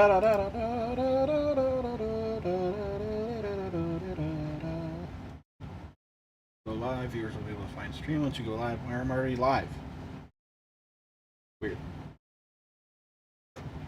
Been 2.5 hours. Haven't hit the goal just yet, but now I'm committed. Super committed.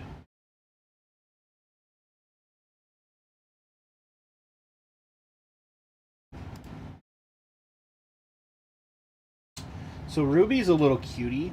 She is disabled. I don't know what it is that she was born with. Some kind of like a well, it's a disability, but it's like some kind of like her bones were like folded in or something when she was in the womb, I think. And so she just kind of scoots around.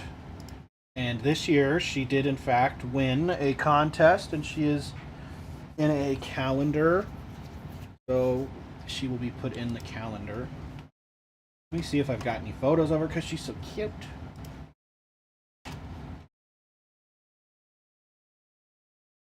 But yeah, she is the March calendar kitty. and that's for 2025.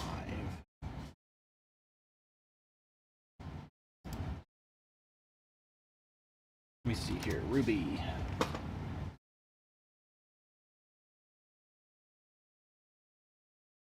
Oh, geez. I put my hat on her. I'm going to save this and put that on the stream. Oh, here we go. Here's a good photo of her little arms. Put that in the stream. Here she is with her. Okay. Let me just save some of these. She's so cute. She doesn't. She really loves Alicia, my wife. Oh, I've got photos of all the kitties. Let me just literally save all of these so you can see them once I add them in. Sometimes they make little guest appearances, you know. Other times they don't. This is, I'm going to upload also the photo of Ruby.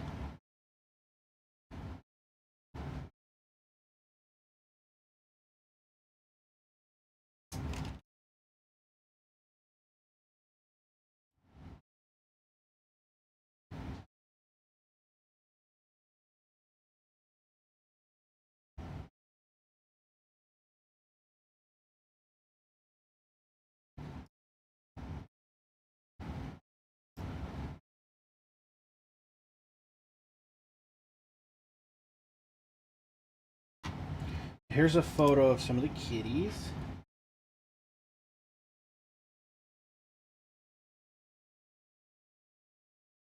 This is Ruby. Look at how cute she is. There she has a little sweater because she gets cold. She's too cold all the time. Look at these kitties. That's Ruby.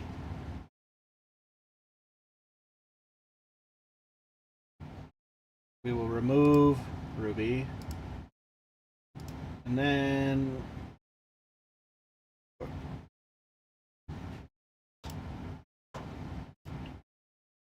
this is little Bub. Oh, that's a big picture. Little Bub. He's a big boy. He's about 20 pounds.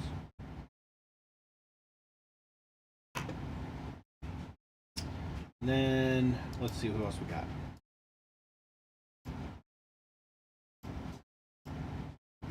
This is Vader. He's a little cutie too. A little black and white. Her and the next cat is Star Child. They're sisters. So sweet, she's so sweet. I'm super lame for these cats. Super lame. But I love them. And then, of course, everybody saw Stewie just now. Kim, is Ace your favorite guitarist? Yes.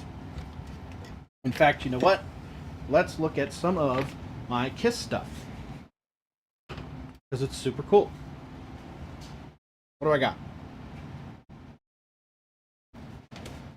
This is pretty sick. Watch out, buddy. So I've got this fountain. And you actually, in the back, it's got a little plug. And it will circulate. You put red, like water with like red ink in it or whatever, or red food dye, and then it'll spit blood out of Gene's mouth. It's pretty funny. That's one of my favorite pieces.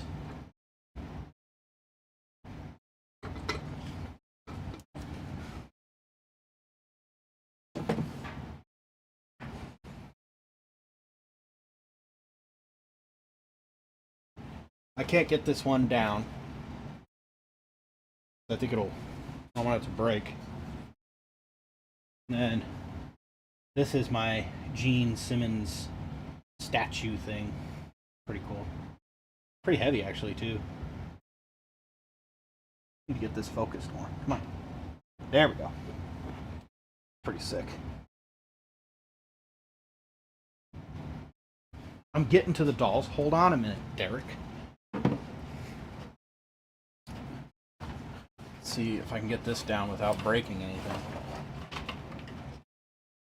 No, doesn't seem like I'm gonna be able to. Alright, I'll leave that one.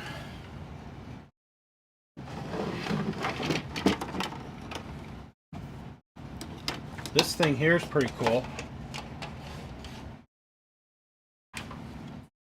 Oh. Got this little 45 player. It's got a brand new needle on it too, so that's pretty sweet. Oh, shoot.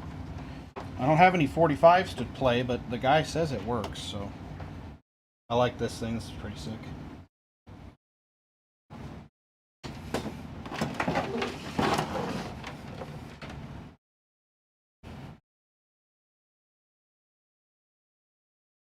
This is cool.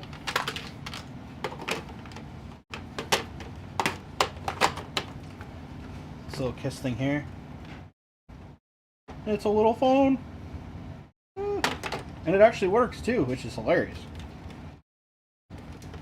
It's got, you can put it up like a stand too, like that. Got the ringer, bell tones, and the lights will come on and off. I love this thing.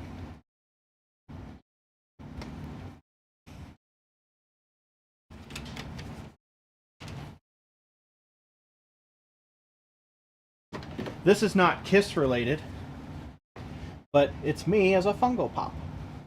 Try to get out of the light. Me as a Funko Pop. There we go. And it comes with two kitties, Vader and Star Child. So it's me with a little purple guitar, and then it comes with two accessories, my kitties. And that 392 is my birthday, March 92. And that's sweet. My wife had that made for me. Little thing on the back there. Super cool. It's not Kiss related, but may as well be.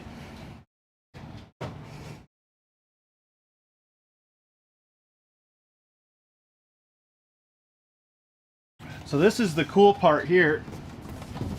Ooh. I got all these massive, watch out buddy, these massive Kiss dolls. Get the hair out of his face. Hey, get the hair out of your face. We have guests.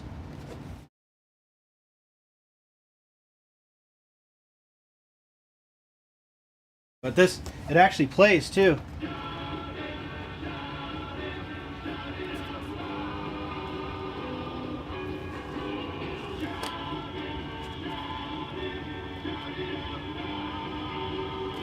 That's sweet.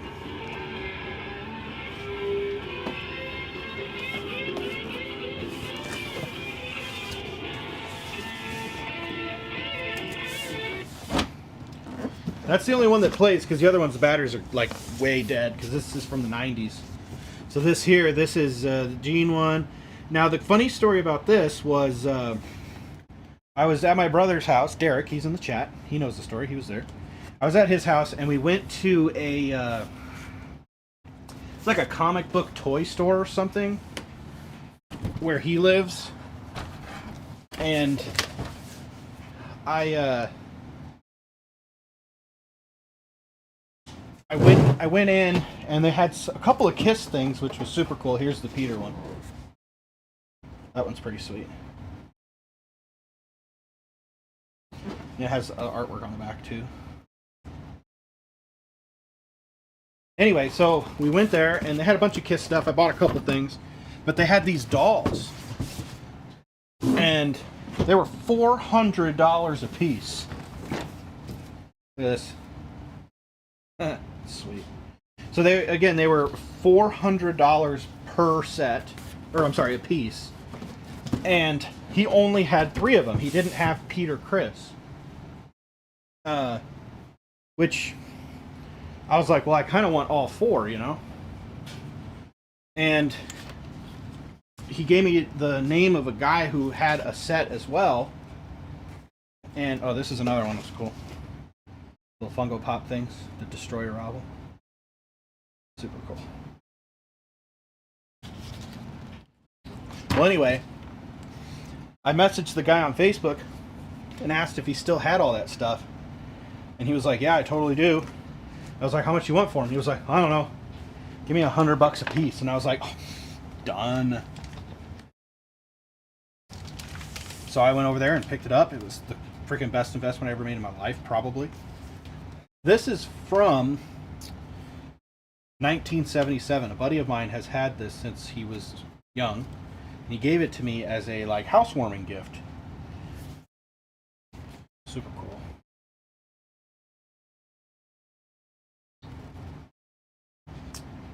And well, the cool part with this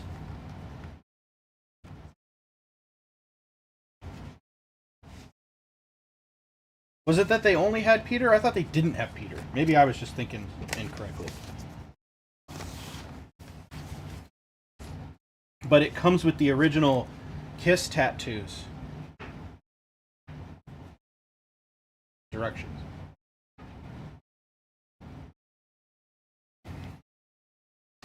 And then the special Kiss merchandise for the Kiss Army wants you.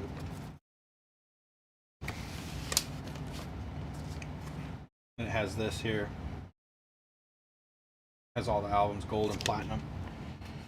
And then on the inside, the evolution of Kiss. Super cool. And it's got, I have to be careful, but Gene, Paul,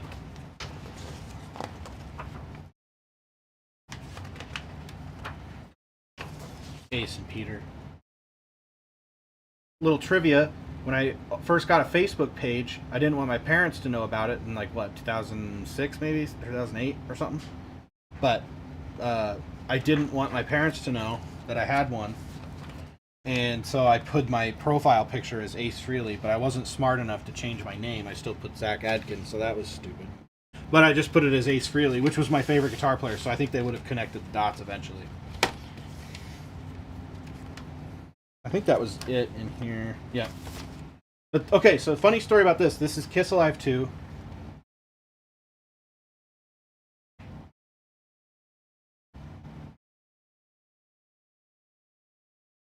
Oh, real quick, Fat Jack. But hey, Zach, I'm using my username I use for fun. But anyway, my real name's Mason. I was the kid in high school that asked to shadow what you do. Oh, hey. Hey, Mason. Hopefully you're doing all right. I think I told you to sell cars or something too. But you had to write. Didn't you have to write like a little thing? That'd be cool. Thanks for being here, man. Message me, hit me up, like on Facebook or whatever. Anyway, so now this album here, my dad was like cleaning out underneath the staircase, and he had a bunch of records in there, and then he saw this, and he just kind of like flicked it at me, you know, and I was just sitting there on the floor, and I was like, ooh, it scared me, right? Look how scary that is. It's frightening. So I was like, man, I was like paralyzed with fear when I saw it, but I was always like intrigued as well. And so that was like, I was like so scared to even pick up this album cover for a while when I was like, I don't know, 10 maybe or 9. And then I just kind of kept going back to it and just kind of looking at it and getting scared, and then, you know, torturing myself, of course.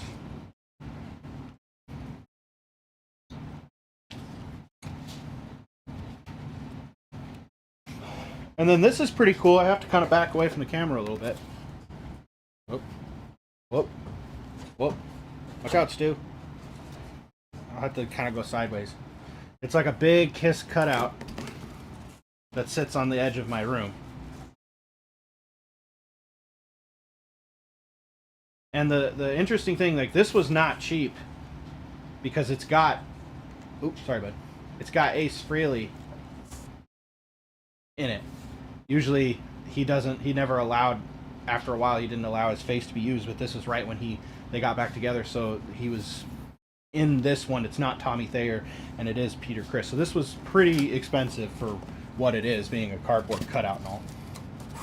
But I just leave it here on the side of the room to kind of cut off some of the I have my guitars under the stairs, or my guitar case is under the stairs. The other cool thing that I have is this poster here. One of my students bought this on the Dynasty tour. And you can tell because it's like the weirdest size ever. But he bought this and has had it this whole time. I'm trying to get out of the light. And he was just kind of cleaning out his closet, and he was just like, this was wrapped up and put in plastic, and then he was like, here you go, man, you can have this. That's sick. This is one of my favorite things I own. One of my favorites. For sure. And it was hard to find a... I'm going to have to put it up later. It was hard to find a... what do you call it? A poster frame for it. So I also, when Kiss did their last show and I streamed it, they had watches made. So I was able to get one of these custom Kiss watches from that event. I don't really wear watches, but it's cool. If I can.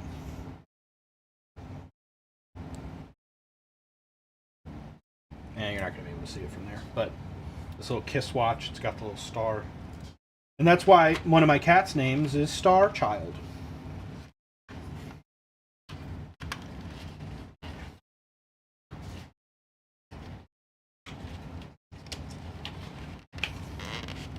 I got so much Kiss stuff, it's stupid. A lot more stuff, too. Well, I should probably take a look at the Ace Frehley, the infamous Ace Frehley guitar here. It's already dusty. Need to have my buddy, he has a friend of his that does clear coats and stuff. I'll have to have him check this out. It's dusty. Signed by Ace here. Drew on it. The little marker, paint marker. Got all the little aliens and spaceships, planets. It doesn't play very good, you know, it's just a little epiphone. But it's cool. Cool though. I'm gonna keep it. Obviously. The other cool thing is this here. Ace's guitar strap. And it's weird because like it's literally made for him. And that's it. There's no adjusting it. You just have the two spaces and that's it. So I'm debating on what I should do. If I should like create a new hole here or just kind of leave it. But I wanted to play it because it's really cool. But I don't know. I haven't decided yet.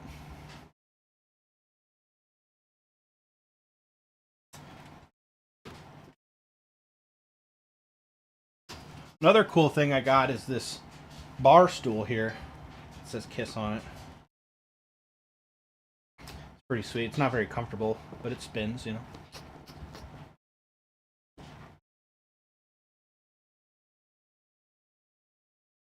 One of my lights was down. Why didn't you tell me? Both my lights are down and nobody said anything.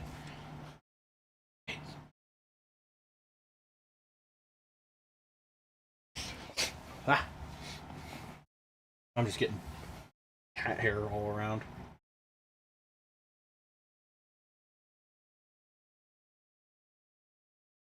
But anyway, that's most of the Kiss stuff. Not all of it. I have a bunch of little knickknacks and more posters.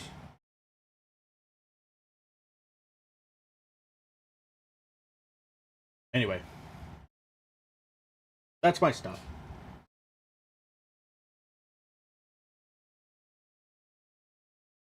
Leave what alone? What are you talking about?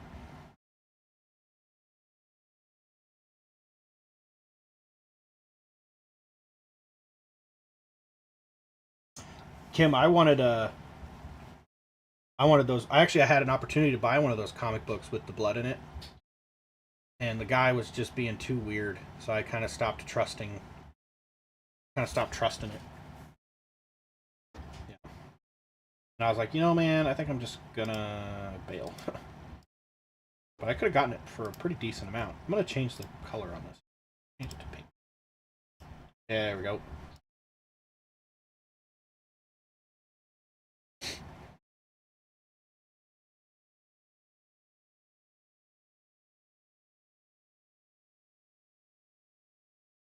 I can't move the camera to show the I have a Kiss lava lamp up there, and I was trying to get it down, but I don't want to break it. I don't want to risk having it fall and break because it's too cool. So we'll just kind of start there. So we're at 711. We're getting close. Getting close. I'm going to be up probably all frickin' night. I hope not.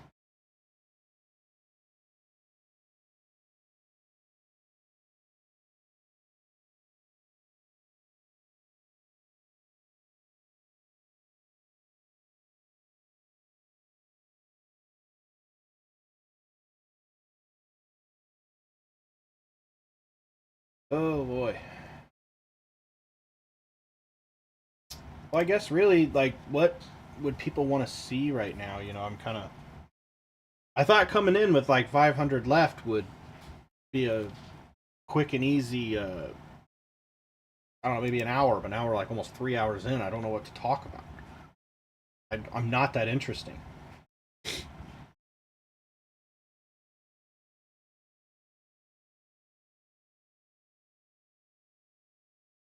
Wish I was that interesting.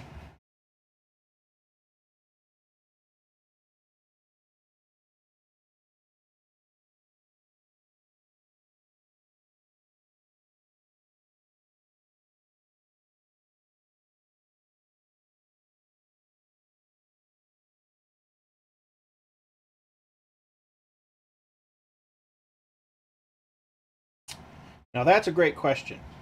What made you choose Cubase?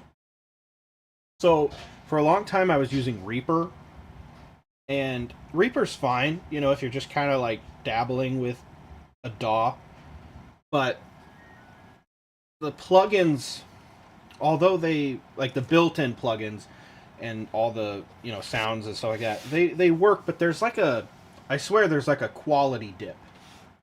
You know, I don't know how to explain it, but it's like even when the songs or whatever are exported, there's like this drop in quality. Even if you put like a compressor or a limiter, or, you know, even just like a regular line EQ. I have to like this cat hair flying around. So that's kind of why I was looking at a different DAW, and because Reaper's free, you can buy it, but you know, even buying it, you don't really, it doesn't seem to bump up the quality all that much. So I was looking around and I tried a couple of different ones, and then I heard from some guitar buddies of mine that were, you know, sharing their stuff with me, and I was like, man, you guys, your quality sounds so good. And they're like, oh yeah, it's Cubase, and all of the plugins are like, they're just built right in, and they're good quality, high quality. So I tried it, and I was kind of scared because, you know, you get to a point with one DAW where you're so used to the shortcuts and all the stuff.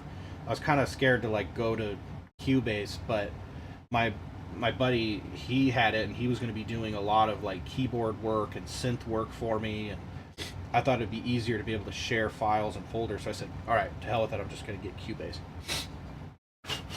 And man, it was super easy to learn. It really didn't take me that much time at all. I was really happy. But anyway, after I did like my entire album on it.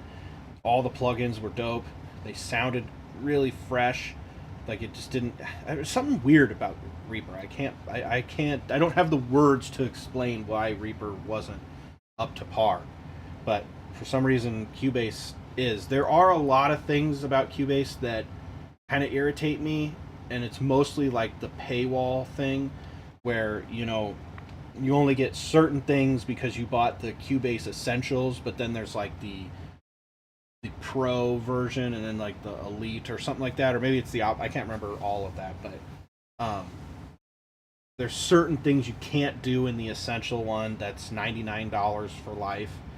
But then the next one up isn't like $200; it's like $350 or something. It's like, well, god dang, I don't. Not worth literally tripling my initial investment to get the 2 or 3 things that I kind of wanted. So, yeah, that's why I switched to Cubase, and I really like it. It's very user friendly, and you can manipulate it a little bit to kind of make it easier for you. So I would give it a try. I really like their tube compressors, and their EQ is really great. Zach, do you or have you seen the Kiss Originals albums that have 3 albums, songbook and documentary book, about the band up until that time, 78 to 79? Seen the Kiss Originals album? I don't think so. No, I don't think so. I had something, but it's not. It doesn't sound like that. So I have just like old books. I've got like a Kiss Playboy and a Kiss Mirror, a couple other like Kiss dolls and stuff. I feel like this is out of focus now because I was messing around. That's worse. Oh, there we go. Yeah, I definitely recommend Cubase. Uh, for guitars, I recommend Ernie Ball Music Man. That's who I'm endorsed with. Just super sick. Those guys are awesome. I have a new guitar coming.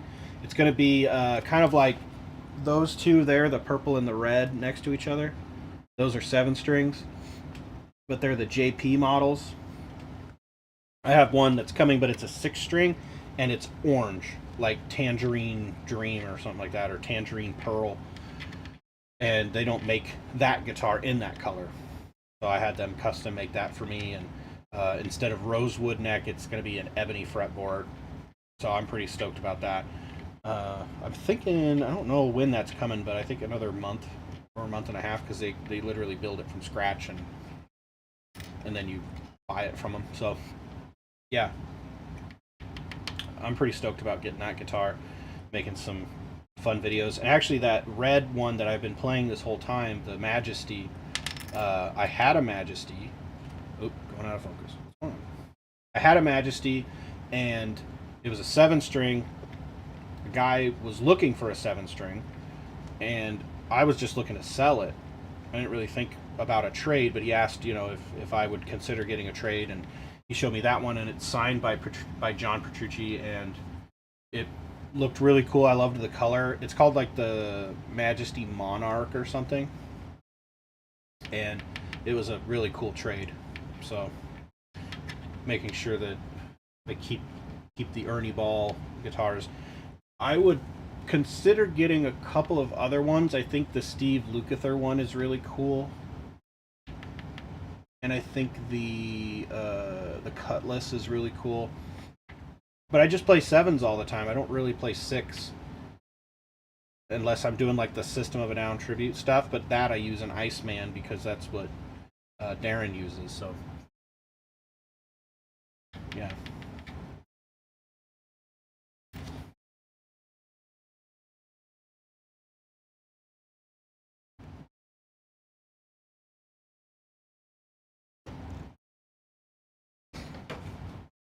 We're climbing up in subscribers.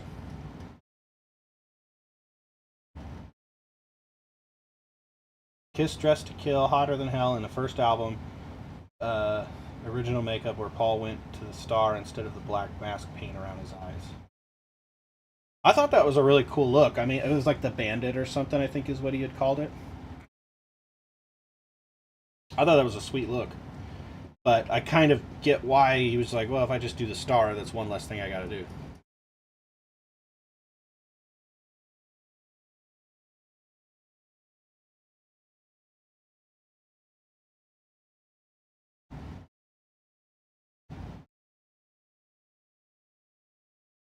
My mom bought me this album at a yard sale for $1 when I was 14.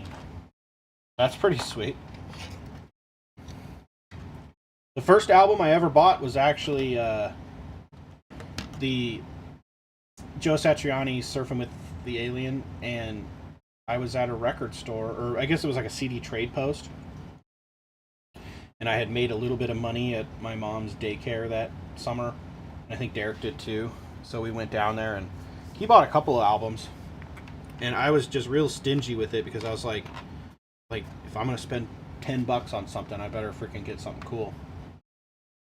And my dad and I were looking around, and he's like, well, you know, you're going to be a guitar player, so you better freaking get a guitar player album, something that's going to like excite you to play. And I just didn't know what to get. I was going to leave getting nothing, and he kind of was thumbing through, and then he found the Surfing with the Alien, and he was like, this is what you're getting. End of story, done. And I was like, well, okay. And then I literally listened to that album every day for the entire like summer, maybe almost like the whole year. And that album is so sick. It's definitely I think it has inspired my playing a lot. And actually, when I released my debut album, it was on the 25th anniversary of Joe Satriani's Surfing with the Alien. So huge inspiration there. Which is why I was kind of bummed about the whole meet and greet thing. You know, not to necessarily get on that topic too much, but I was really stoked to just be able to tell him that small story, just, you know, in like a 30-second timeline. So let's see, my first album I got was Kiss Alive 2 and the 45 of Rocket Ride. Yeah, that's fun. Kiss Alive 2 is so sick. I used to listen to that on my little CD player. I actually would I would go to thrift stores with my mom and stepdad and find like all the Kiss stuff I could find, and you know, the cassettes, and even though I didn't have a cassette player. And then I would do like all the CDs I could find. My favorite Kiss album is Rock and Roll Over, hands down. It just has some of the best tunes, killer, like just songwriting in general. I mean, you got like Hard Luck Woman. Alright. The wife's coming in. But, yeah, Rock and Roll Over. It's got Making Love and Hard Luck Woman. Just all the friggin' kick at Mr. Speed. Love that. I kind of forgot where I was going. Oh, so anyway, we would go to all the, you know, thrift stores, and I would just buy all of the Kiss records, and I would just listen to it all the time. And then Rocket Ride, I remember very specifically, like on the you know, Kiss Alive 2, listening to it while our younger brother was doing like a basketball tournament thing, and I went in there and I didn't want to be there. I was really pissy about it, but I got to bring my Walkman, and I remember just laying down in the auditorium with my headphones on, just completely oblivious to everything that was going on, and just like listening to Ace's solo and like pretending that I could play that solo, and maybe I was playing it in front of this auditorium and all this stuff. I remember it like crazy vividly. I was like, I could play this solo. The Kiss Double Platinum was awesome too. I had it on 8-track and wore it out. You know, I had an 8-track somewhere. One of my students just like brought it like randomly.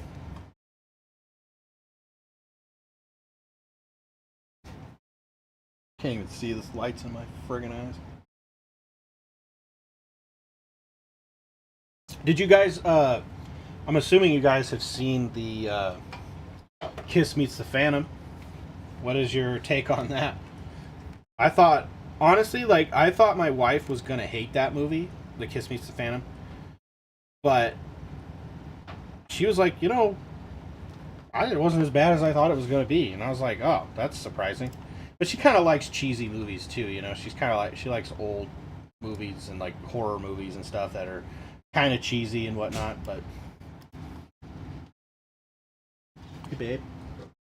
Yeah, right. Thank you.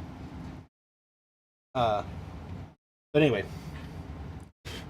yeah, I thought she was gonna hate the movie, but she actually was not.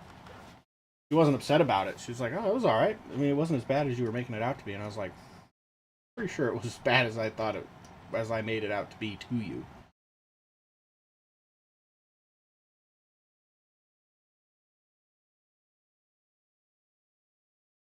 Yeah, I think, and by bad I mean great. But I remember watching it when my dad got custody of us, and we would watch it in the basement. You know, like that was where we would hang out and play PlayStation. And I remember watching it, and it was just like, and then of course that's like child brain. You know, that's what children believe. But I thought it was all right. And then he had a poster of his destroyer up, and I remember staring at Gene, like the boots with the dragons on it. Thanks. Becky says hi. Alicia says hi, Becky. She had to bring me the Sprite Zero so I can keep this going. You know, I really liked the Kiss Unplugged. What I liked better though was the Kiss Symphony. Did you guys ever watch the Kiss Symphony? It was like they were in Melbourne. Now I know that Ace wasn't in that one; it was Tommy. But I mean, you know, it was fine. That was cool because it was the weekend and they had it on pay-per-view, and we never really did pay-per-view much.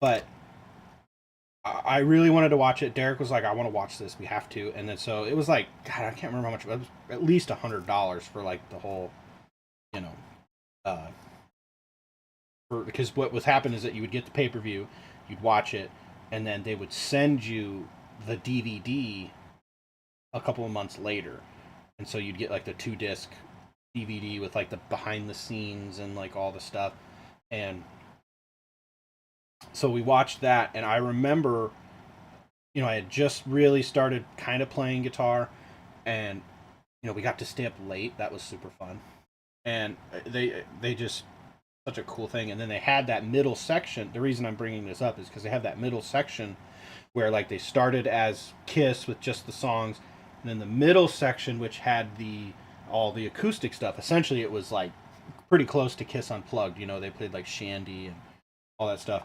and they had a little bit of the symphony going. But then the last, you know, Act 3 is what they called it, is where they came out and it was like Kiss with the big symphony, and that was, I thought it was super dope.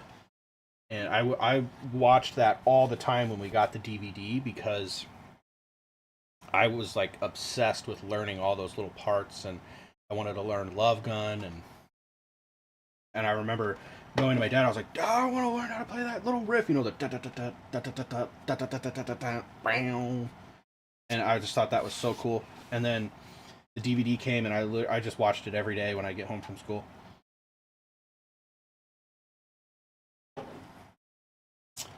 You saw Kiss in concert the first time on HBO. See, I feel like I should have been born in a different time. It would have been really cool to have experienced Kiss when they were like, you know, a phenomena or phenomenon. I forget when to use the correct terminology. But so which version of Hide Your Heart did you like better, Kiss or Aces? So I think that Aces sounds cooler. The guitars sound cooler. It just has a beefier vibe to it.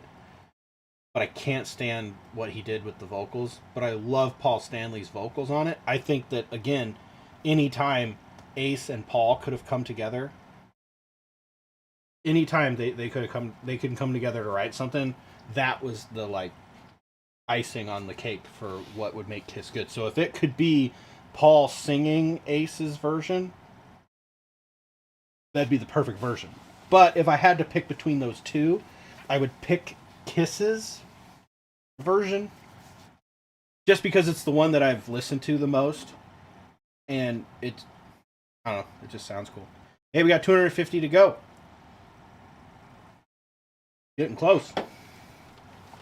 Getting close.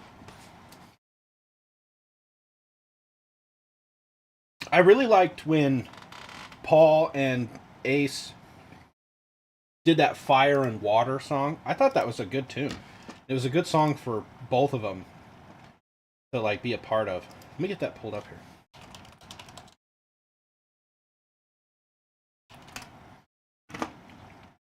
I thought it was a cover too. Let me add something.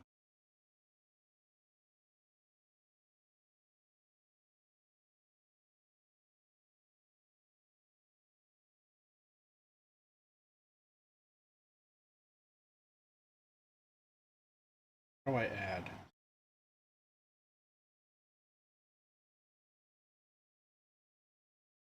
What's the worst? What's the worst Kiss album?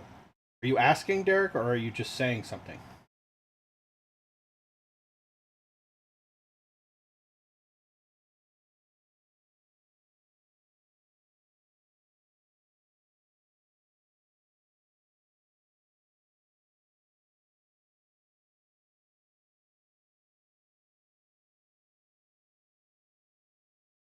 Here we go.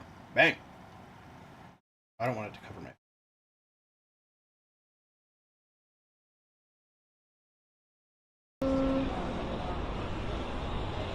Oh. Hey, Spraley. Boston. How you doing, buddy? I'm great. Well, how long's it been? Too many years. Think we got it? We still got it. Let's do it. God, they look Let's rock it horrible. out.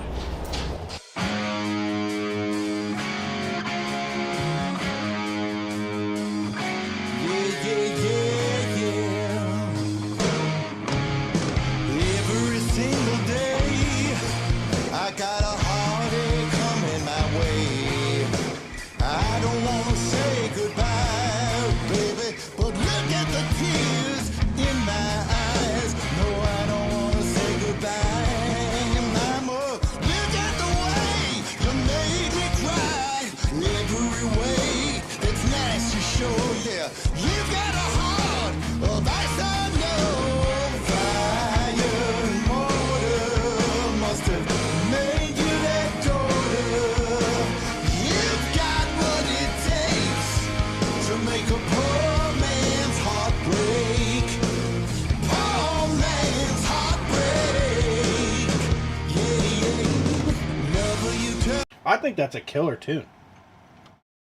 I like it. I think Paul's voice sounds really good.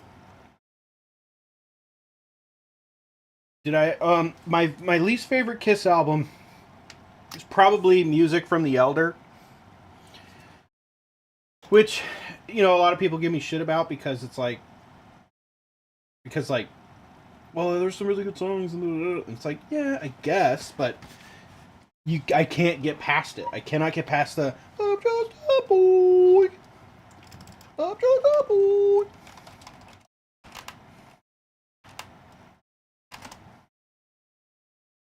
Just a boy. Let's listen to this nonsense.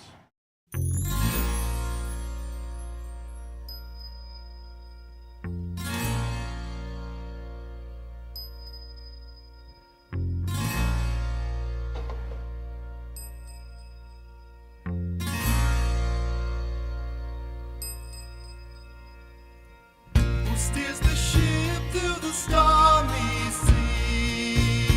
What the hell is this? If hope is lost and sorrow we, while some are search for one to guide us, some are staring at me.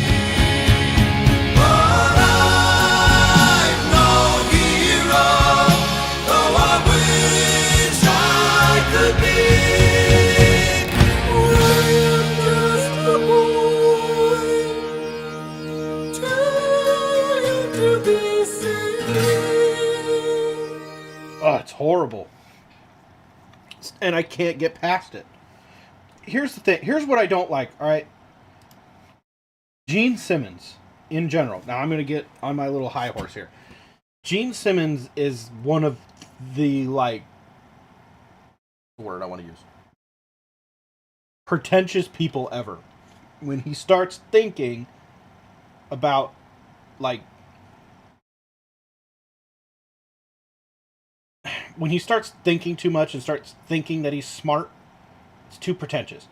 And this album is exactly that. He wanted to get into the movies. So then he had this idea of putting together this concept album because he was trying to seem smarter than he was. Or come off a certain way.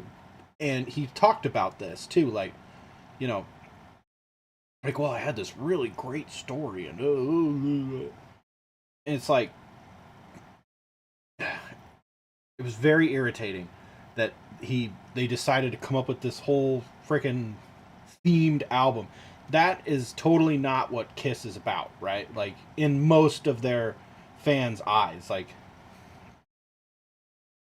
Gene Simmons is the Steven Seagal of rock. Yes, that's actually the most accurate thing I've ever heard about Gene Simmons. Fact. In fact, I love that. And it's like, could you just be cool for once? Just for once be cool. Stop pretending to be smarter than you are, or that you have these ideas about, like, you know, a fairy tale or some crap, because you're not good at it. And it's, ugh. That's what upsets me about the album more than anything. The production is actually pretty good. They spent a lot of money. The guitars sound good, the drums sound good, the vocals, they suck, but they sound good. It's just the idea that Kiss would even think that anybody gave a shit what story they had to tell other than, I want to go bang a bunch of chicks. You get what I'm saying? Come On and Love Me, Dr. Love, Mr. Speed, Rock Bottom, Meet You in the Ladies' Room, 100,000 Years, Firehouse, Black Diamond, etc. are songs that bring me back to the days of having nothing to worry about. Hell yeah, dude. Hell yeah, dude. Exactly. Those are like classic rock tunes that Kiss just gets behind. You know, it just kicks ass. In fact, let me show you guys something. Let me call my wife. Bring her in here.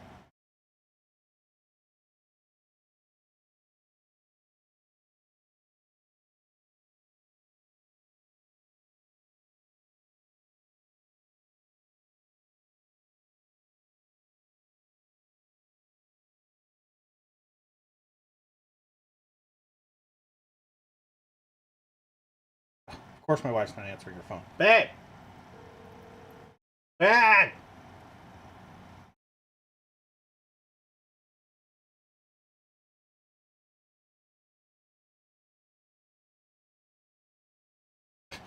Hold on a second. I gotta go. She's an awesome illustrator. Yes, my wife is an amazing illustrator.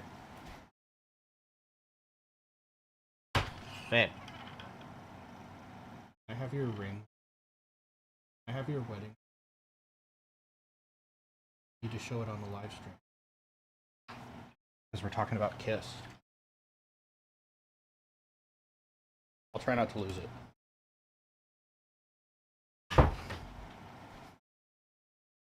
Okay. This is really cool. Black Diamond from Kiss. It's one of my favorite songs. So I got my wife this ring. It is a black diamond. See if I can get. Oh, let me focus. There we go. It is a black diamond with skulls on it. The little skulls. And it has little black diamonds because the other one was like the engagement part or whatever. This part. Oh. Got all these. I think it's. I don't want to count. Those are all of the. Damn it. Focus. Focus.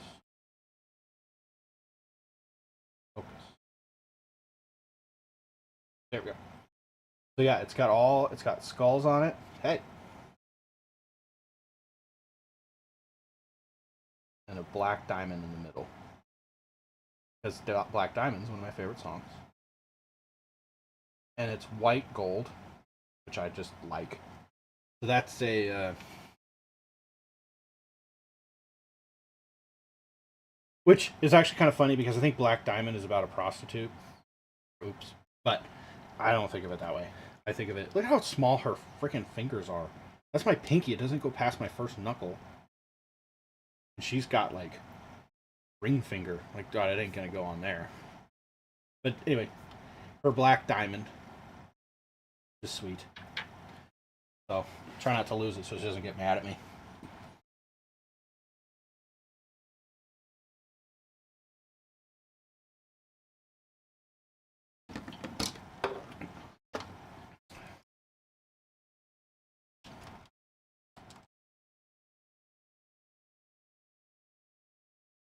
People still think I'm yeah,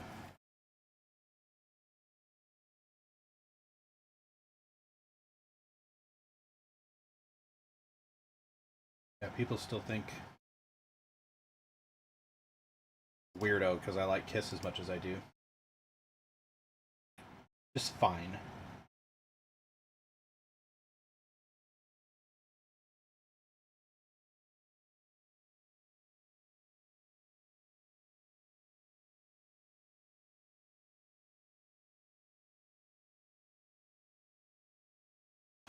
All right. Let's see. What are the questions here? Deuce, Shock Me, Rocket Ride, Love Gun, Detroit Rock City. Yep. Easy. King of the Nighttime World, I'm going to pass. Sorry. I really don't like that song. You can like that song.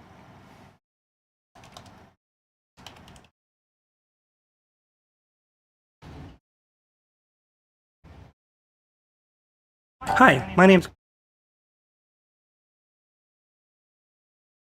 I'll go find a black and white picture of Kiss signed at Cadillac High School here in Michigan, October 75, when they played the marching band here in a homecoming game. Is that the one where like the football team wasn't good or something, and then like they named all of the plays after Kiss songs and stuff? Is that am I thinking of the right thing?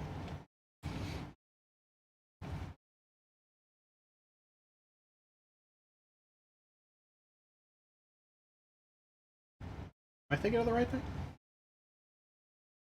If that's the right thing, that's pretty sick.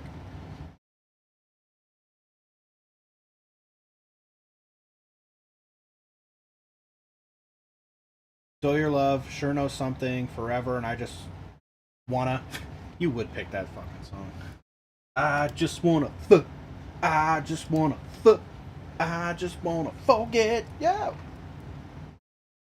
It's really funny, like Paul, when he gets on stage, he's like, "How you doing, people?"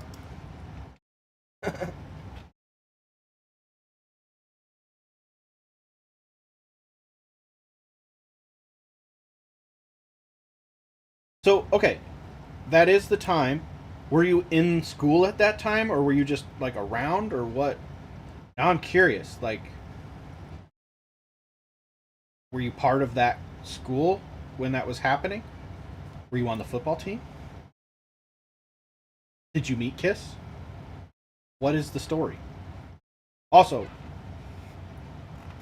Unholy is a sick song, honestly. Like, bum bum bum bum bum bum bum bum bum. But that's Gene like leaning into that kind of like, you know, I'm dark and whatnot. Like, he's not trying to write a freaking poem about being a boy on a boat somewhere. Like, just be cool. Domino's kind of weird when it's like it's a tricky situation because she's not old enough to vote. That's a little sketch, bro. Dude, your uncle was on the football team? You can't send me that. You gotta keep that, dude. That's like a family thing. I wouldn't feel right. I would not feel right about that. Yeah, Revenge is a pretty good album, actually. The guitar tone is good. Like, I remember I was at the gym and I just put on like a Kiss playlist, like a shuffle, and then one of the songs came on from Revenge, and I was like, damn, that song hits. Who's that? And I was like, oh fuck, that's Kiss. Like, I don't remember that song being that, you know, like crazy.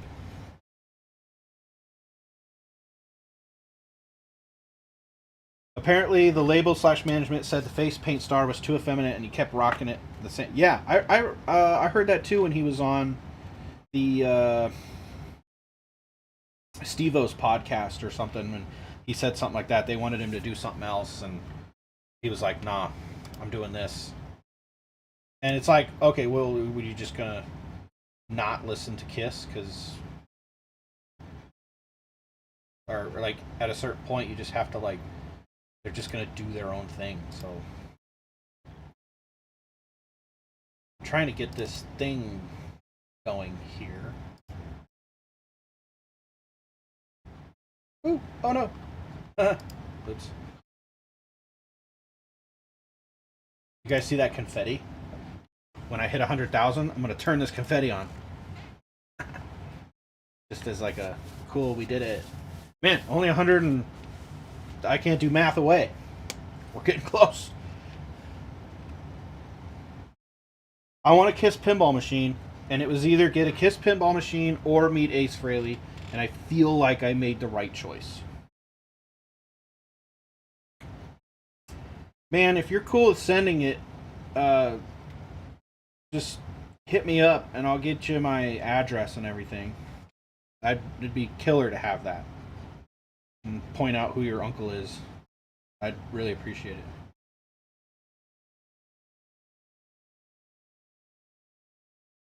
Alright, now the subscribers are starting to pick up. It's because we're talking about Kiss, I think. I hope. Man, we're so close.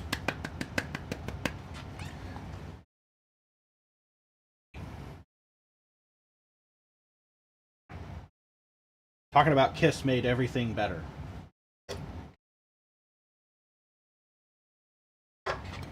Stu. We're almost at 100,000. We're almost at 100,000. Can you believe it? Yeah. Come on over, buddy. Come on. Come on. All right. We're almost at 100,000. Got to bring in the old boy. Oh, I'm going to get a Kiss pinball machine eventually. And I'm going to get a Kiss casket.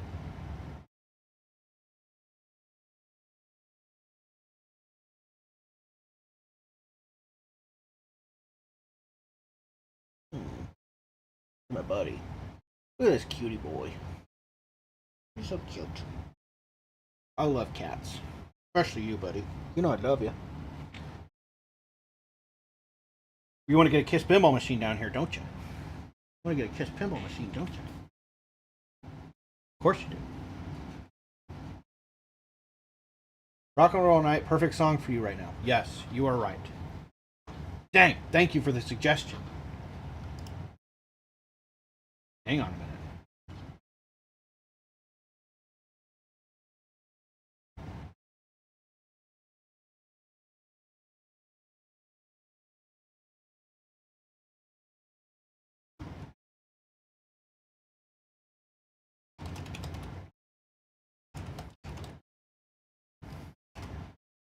Get this triggered up.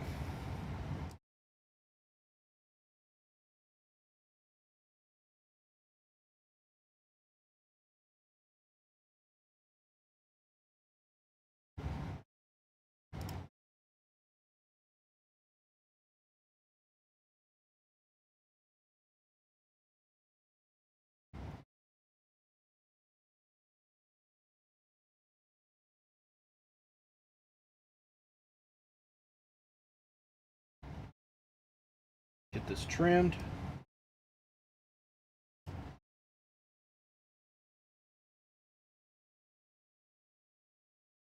Kim, you're the smartest person I know. Thank you for the suggestion.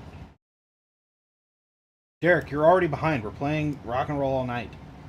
Get with it. Dang, we're so close. Ew. There's my buddy.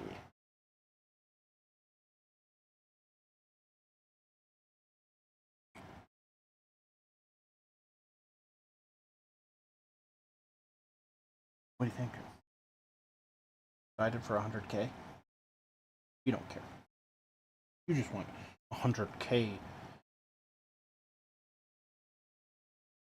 servings of food.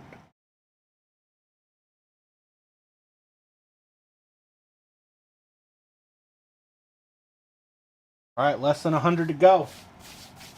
God, I got all this cat hair on me now.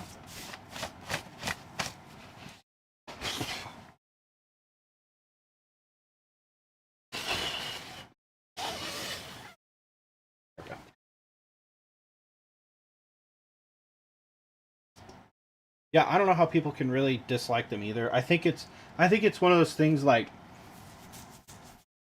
I think it's one of those things where somebody told them they shouldn't like Kiss, and so they just believed it, you know? That's what I think.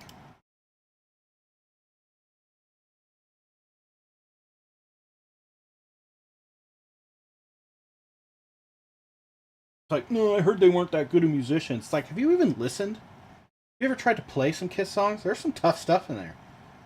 Even like, you know, I'll have kids that come in and they heard like, you know, Kiss was lame, and then they try to play you know, especially stuff off of the first album, or I guess the first 3 albums, and it's like, you know, it's pretty tricky. You gotta like stretch your hands pretty far, and it's not as conventional of playing as you would like think. But yeah, it's I think that again, people, they heard that Kiss was lame, or you know, I even had a guy who's like, yeah, you know, I mean, they're really good marketers, but they're not the best musicians. It's like, how the hell do you know? Get out of here. I think they're great. You were told as a kid that it was a phase. Yeah.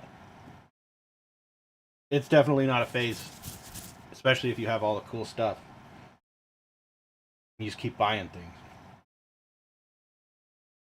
Detroit Rock City, yeah, that's a fun song. Like, they got those little stops and stuff. It's like, bam, bam, boom, bam, bam, bam,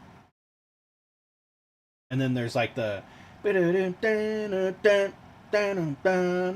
key changes and stuff. Now, of course, they didn't really write Detroit Rock City. That was written by Bob Ezrin, I think. God of Thunder's sick.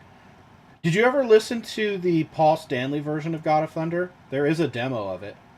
It's weird. It's like bum bum bum bum bum bum bum bum bum bum bum bum bum bum bum bum bum, and he's like, "You've got something about you."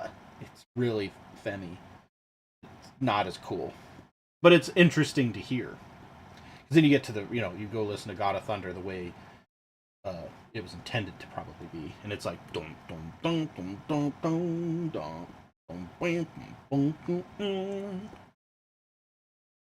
Yeah, dude, Bryan Adams wrote a lot of heavy stuff. Like, yeah, he wrote War Machine. He wrote a lot of other big things, heavy tunes. Dude, we got time. We got time. We got time. Let me put on this.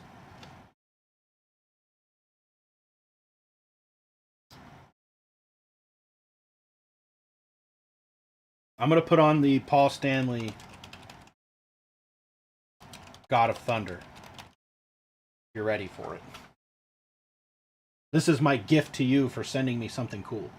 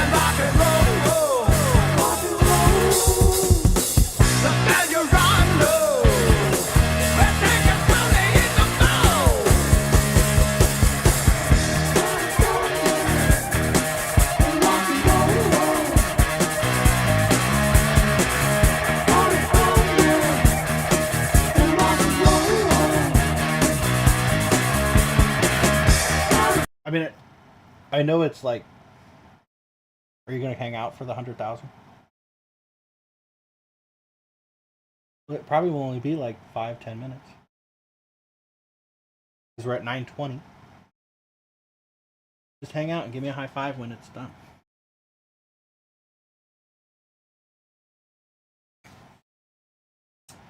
Yeah. I did hear Dream Theater's new tune. I liked it. There was a lot of stuff that is pretty standard Dream Theater, you know. But I thought just having Portnoy back is great. I really liked Mangini's stuff. You know. I really liked Mangini's stuff. Wicked Lester, man, that was horrible. And they knew it was horrible too. You know, that, like, it was like they were trying to be like the Beatles or something, you know? And that was lame. Get this freaking cat hair from flying around here.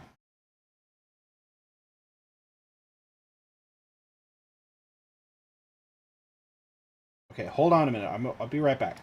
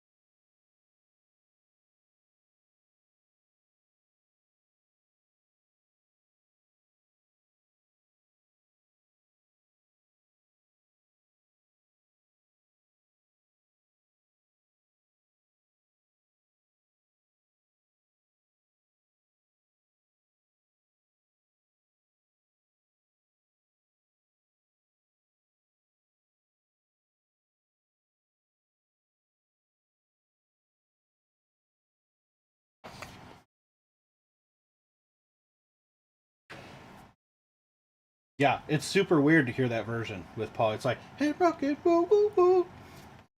But then, you know, what's funny is sometimes I do listen to it unironically, and I'm like, no, this isn't terrible. But then I remind myself it was horrible.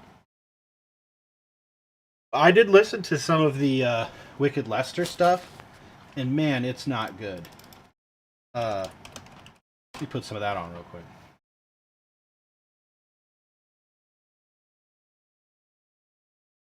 This is, everybody knows the song She.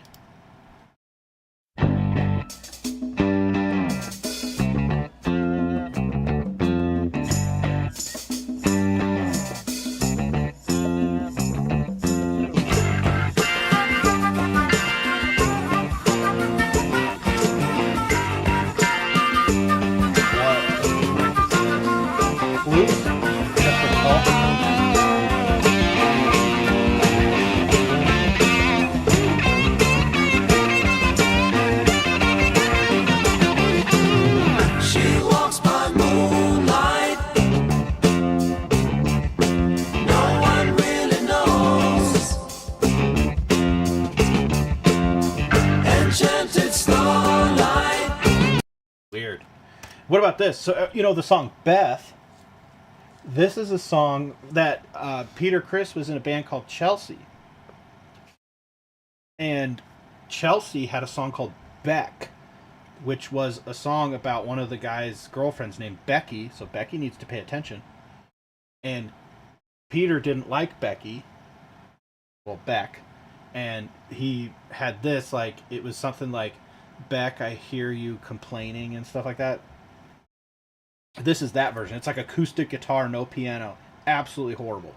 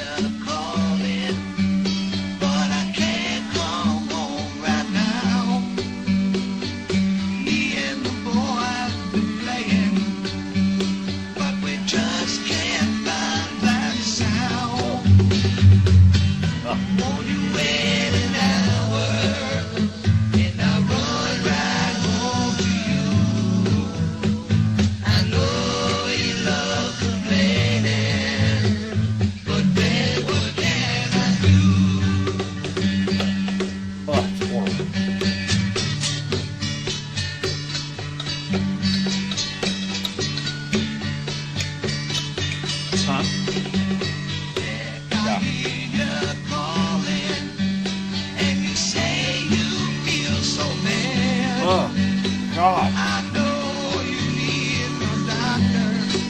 Oh.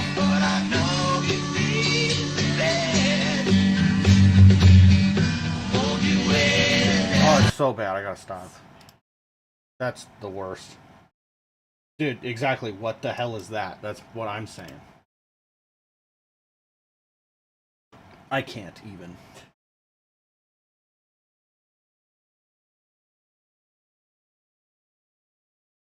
What's up, Cody? Better hang tight because we only got 59 more subscribers to go. Woo-hoo. Woo! And then I can go to fucking bed because I'm tired. Been live streaming for 3.5 hours. 3 hours and 34 minutes, 22 seconds. But who's counting? What do you mean?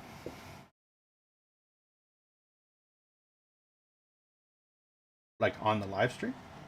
I've got it. Don't you worry. Don't you? You can't know.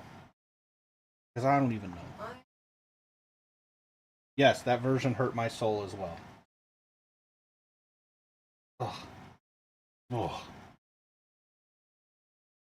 I'm so tired. I saw this is turning to 9:45, and I was like, oh, only 15 more to go. Like I'm thinking minutes, but that's not how numbers work in this case. You showed your dad that video, and he got pissed. Yes, I would be pissed too. I would. You all get a bologna sandwich, chips, and a soda when I hit 100K. Yes.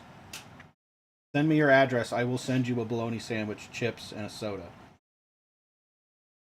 Don't eat it. You can have the chips.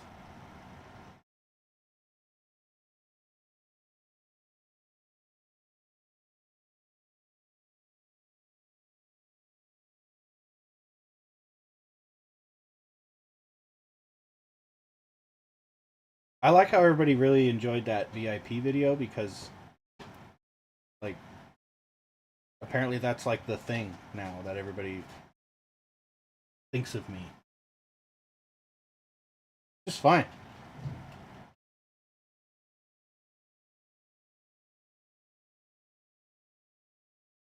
Better than not being known at all, I guess. Stewie, what's up, buddy? Are you nervous?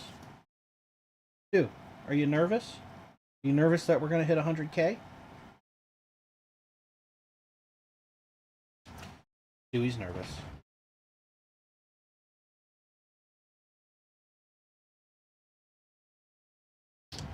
I bet your friend Rusty Cooley is impressed with your guitar skills. I don't know. You don't have to answer, but what happened with Guitar Autopsy? Basically, we just kind of had different. I was opening up schools, music schools, and I just didn't have enough time, so we kind of just split ways. So he wanted to go do his thing, and I went and did my thing. So we still talk. We still chat. We might maybe bring it back.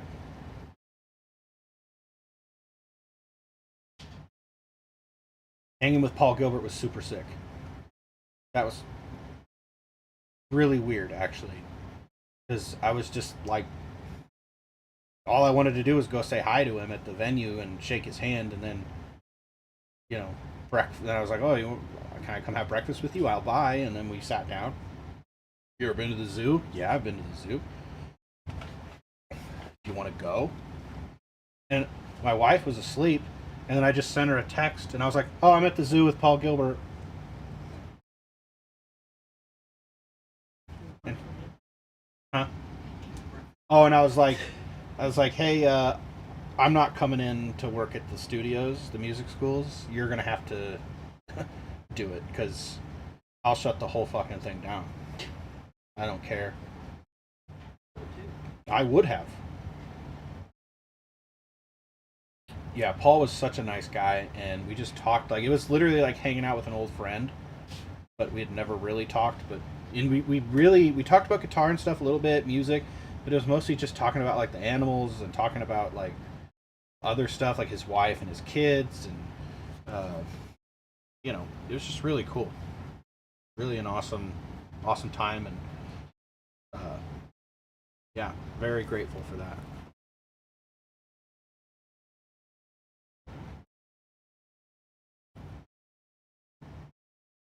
You know, it's funny. I think the show was great. It, you know, I didn't really know a lot of songs either. I'm more of a Paul Gilbert fan than I am a Mr. Big fan. You know.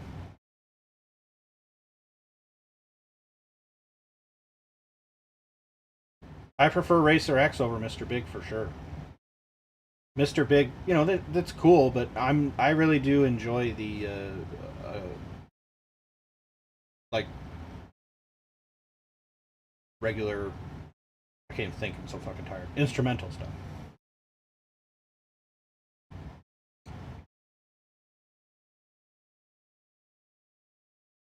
Yeah, he was a teacher at MIT. Huh? Who? Paul Gilbert. Yeah. Yeah, it was a fun show. You know, the Mr. Big show. It was fun for me because people were like coming up to me all the time throughout the whole show. They're like, "No way you went to the zoo with Paul Gilbert," and I was like, "I totally did." And they're like, "No way! Like you saw the photos, dude." And then they were just like, "How did that happen?" I was like, "I don't have time right now. I gotta go watch my buddy Paul. You know him. You've seen him. You've heard. You've saw." Several years back, I saw Arch Enemy just to see Jeff Loomis. Yeah, Jeff Loomis is dope. One of my favorites. Oh my gosh, we're so close. We got 40 to go. Woohoo! Exciting.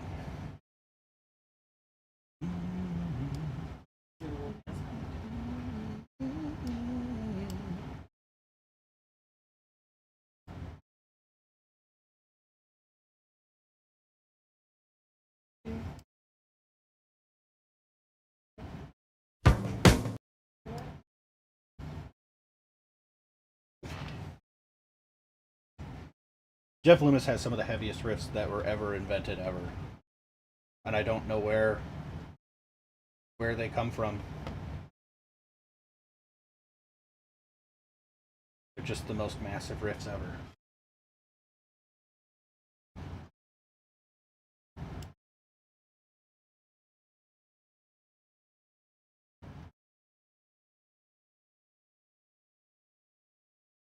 I'm happy that everybody was hanging out this long. I don't know. There's been a few hundred that have come and gone, but somebody needs to like unsubscribe and then try to be the 100,000 subscriber. Yeah, it does. Welcome, Safira. You came from the A7S Discord. Oh, cool. Hello. Share your channel on my Facebook page. Thank you. Loomis and Rusty are the reason I wanted a 7-string. What about me, Cody? How come I wasn't the reason that you wanted a 7-string?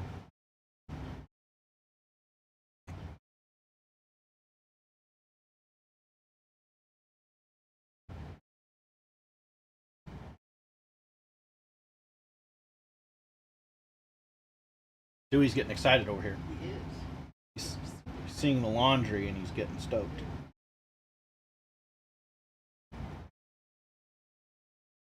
From France. France. Why? There's a place in France. I'm not going to sing the rest of that.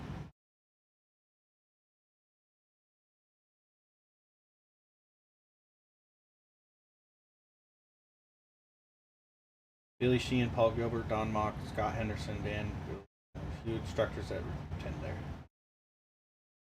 Yeah. 30 to go. 29.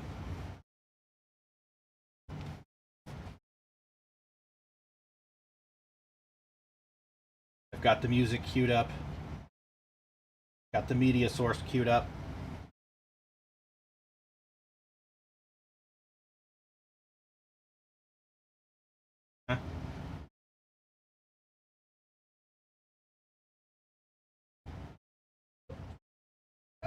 25. Little pit in my stomach. Nothing. Right. Who's all here ready for the 100,000? Throw it in the chat.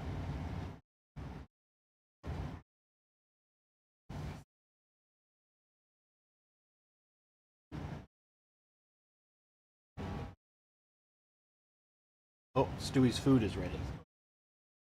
What?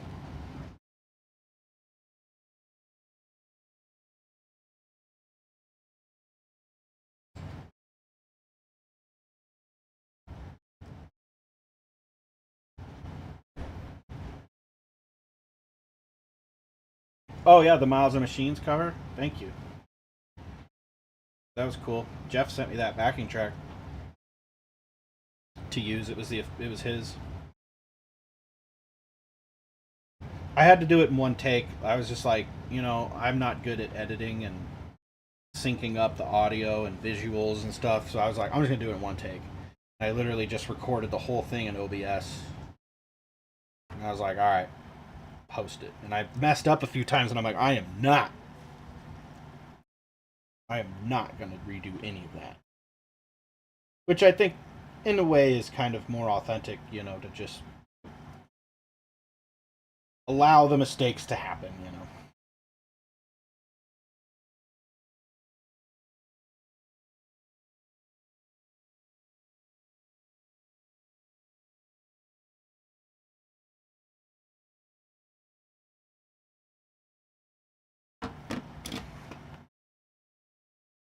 I definitely will do the 100K if I get the plaque and the award and stuff. That'd be sweet. I'm not sure if I have to ask for that or what. I know Neely a little bit just because she was on a podcast with Rusty Cooley and I, but I don't think I know her well enough for her to want to do something musical with me. It'd be cool. Yep, it's kind of more of a live performance for the most part. I didn't want to edit everything and do all the BS.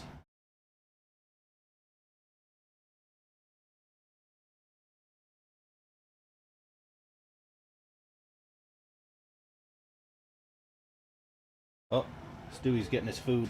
He's stoked. I can hear him over here. That's why he was getting nervous, I think. He was getting antsy for the food. Yo.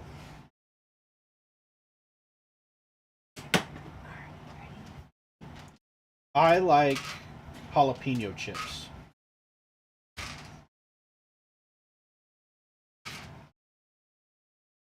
I like those kettle chips that are jalapeno flavored.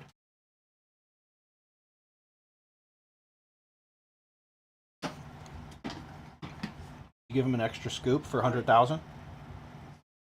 Hell yeah. Stewie got an extra scoop for 100,000 subs. He's stoked.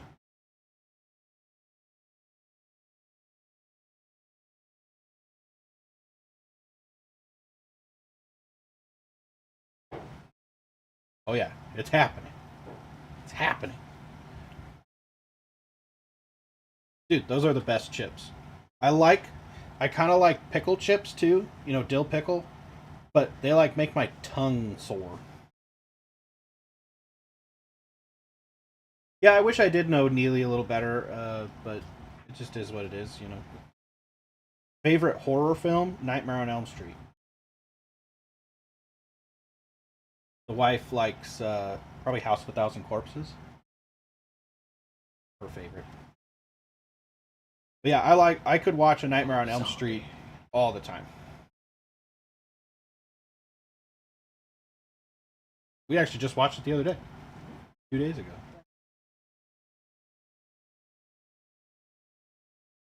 You started on 3 without me? No. Oh, okay. We'll watch number 2. 14 to go. Right there.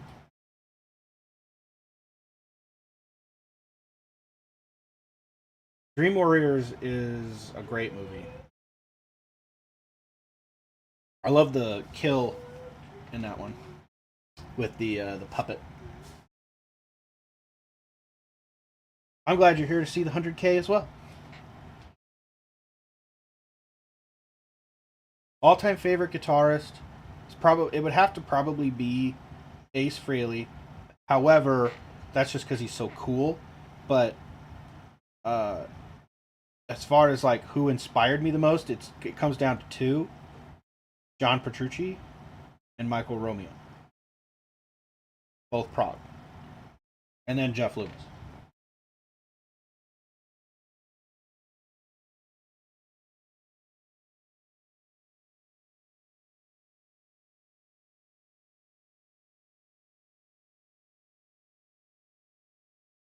I saw that Nightmare on Elm Street just came out in 4K, and we're gonna have to watch it over at Derek's house because he's got a TV that is apparently better than my TV, and it's bullshit.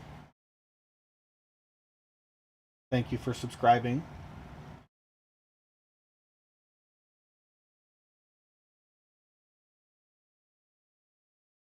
$12 to go. I wonder how I get my plaque. I wonder if I have to like apply for it or ask them for it. I don't know.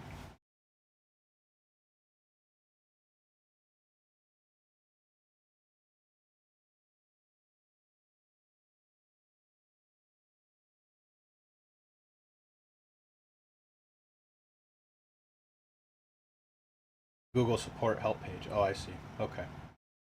I want it. I want it here. I think it's only 100K and then 1,000,000. I don't think there's anything in between.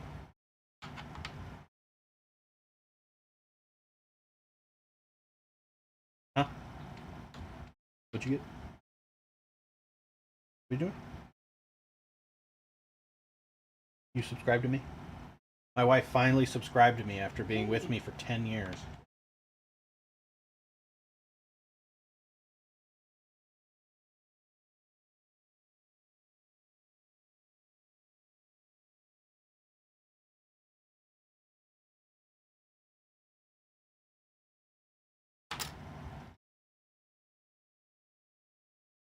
Nine more to go.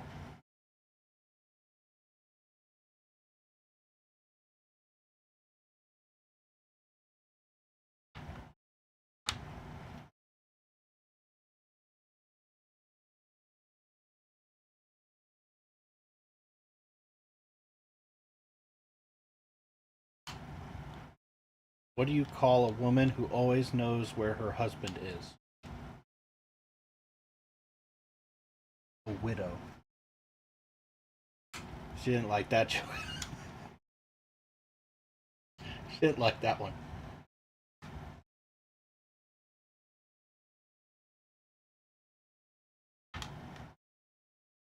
All right, here we go. 5 more.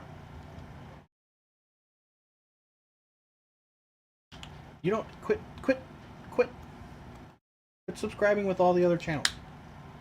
We want real subscribers here. I am real.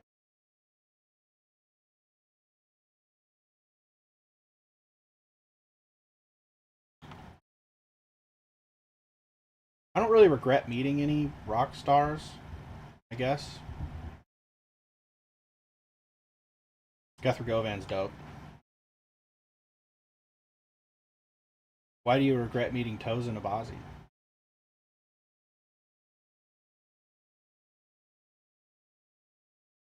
Three more. Quit.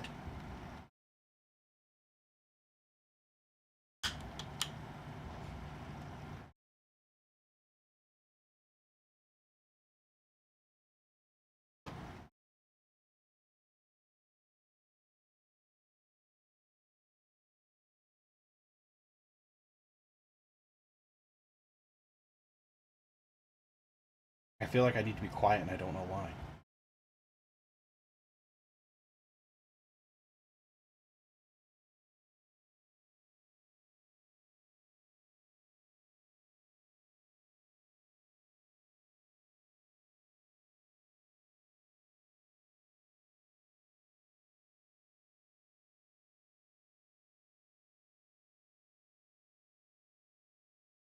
Oh!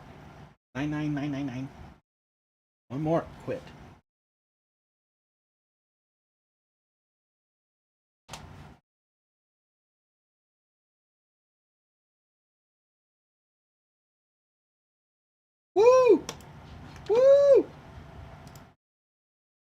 We hit it. We hit it.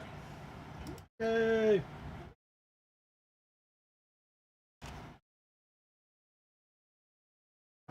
Save. All right, here we go.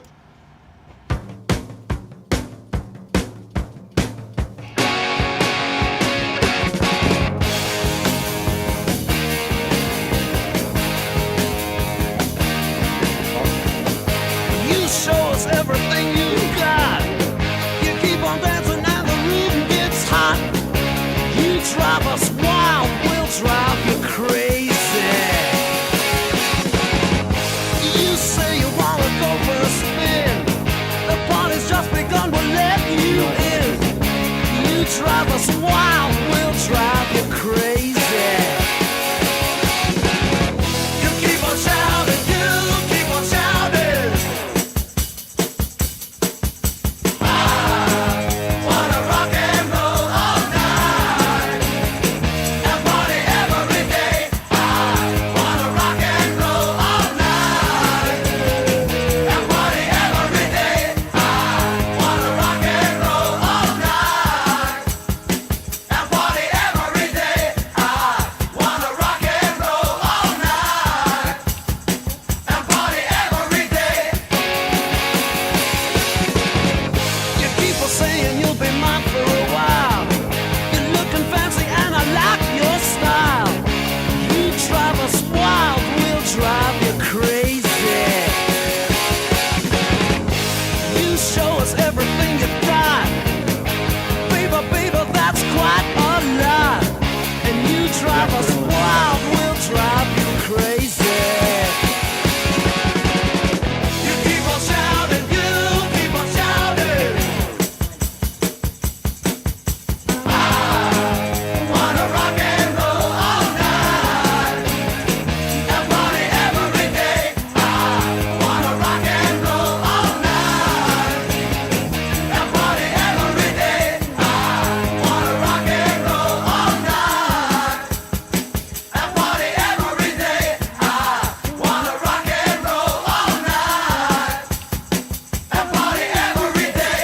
I wanna rock and roll all night and party every day. I wanna rock and roll all night and party every day. I wanna rock and roll all night and party every day. Yay. Thank you, everybody, for being here on the chat while this happened. Much appreciated. Message me separately and we'll chat. But I'm going to bed. I did not expect to stay up this late and be on here for 4 hours. But we did it. Woohoo! And now Derek can go to bed too. Because he's been literally waiting for this. So, thank you guys.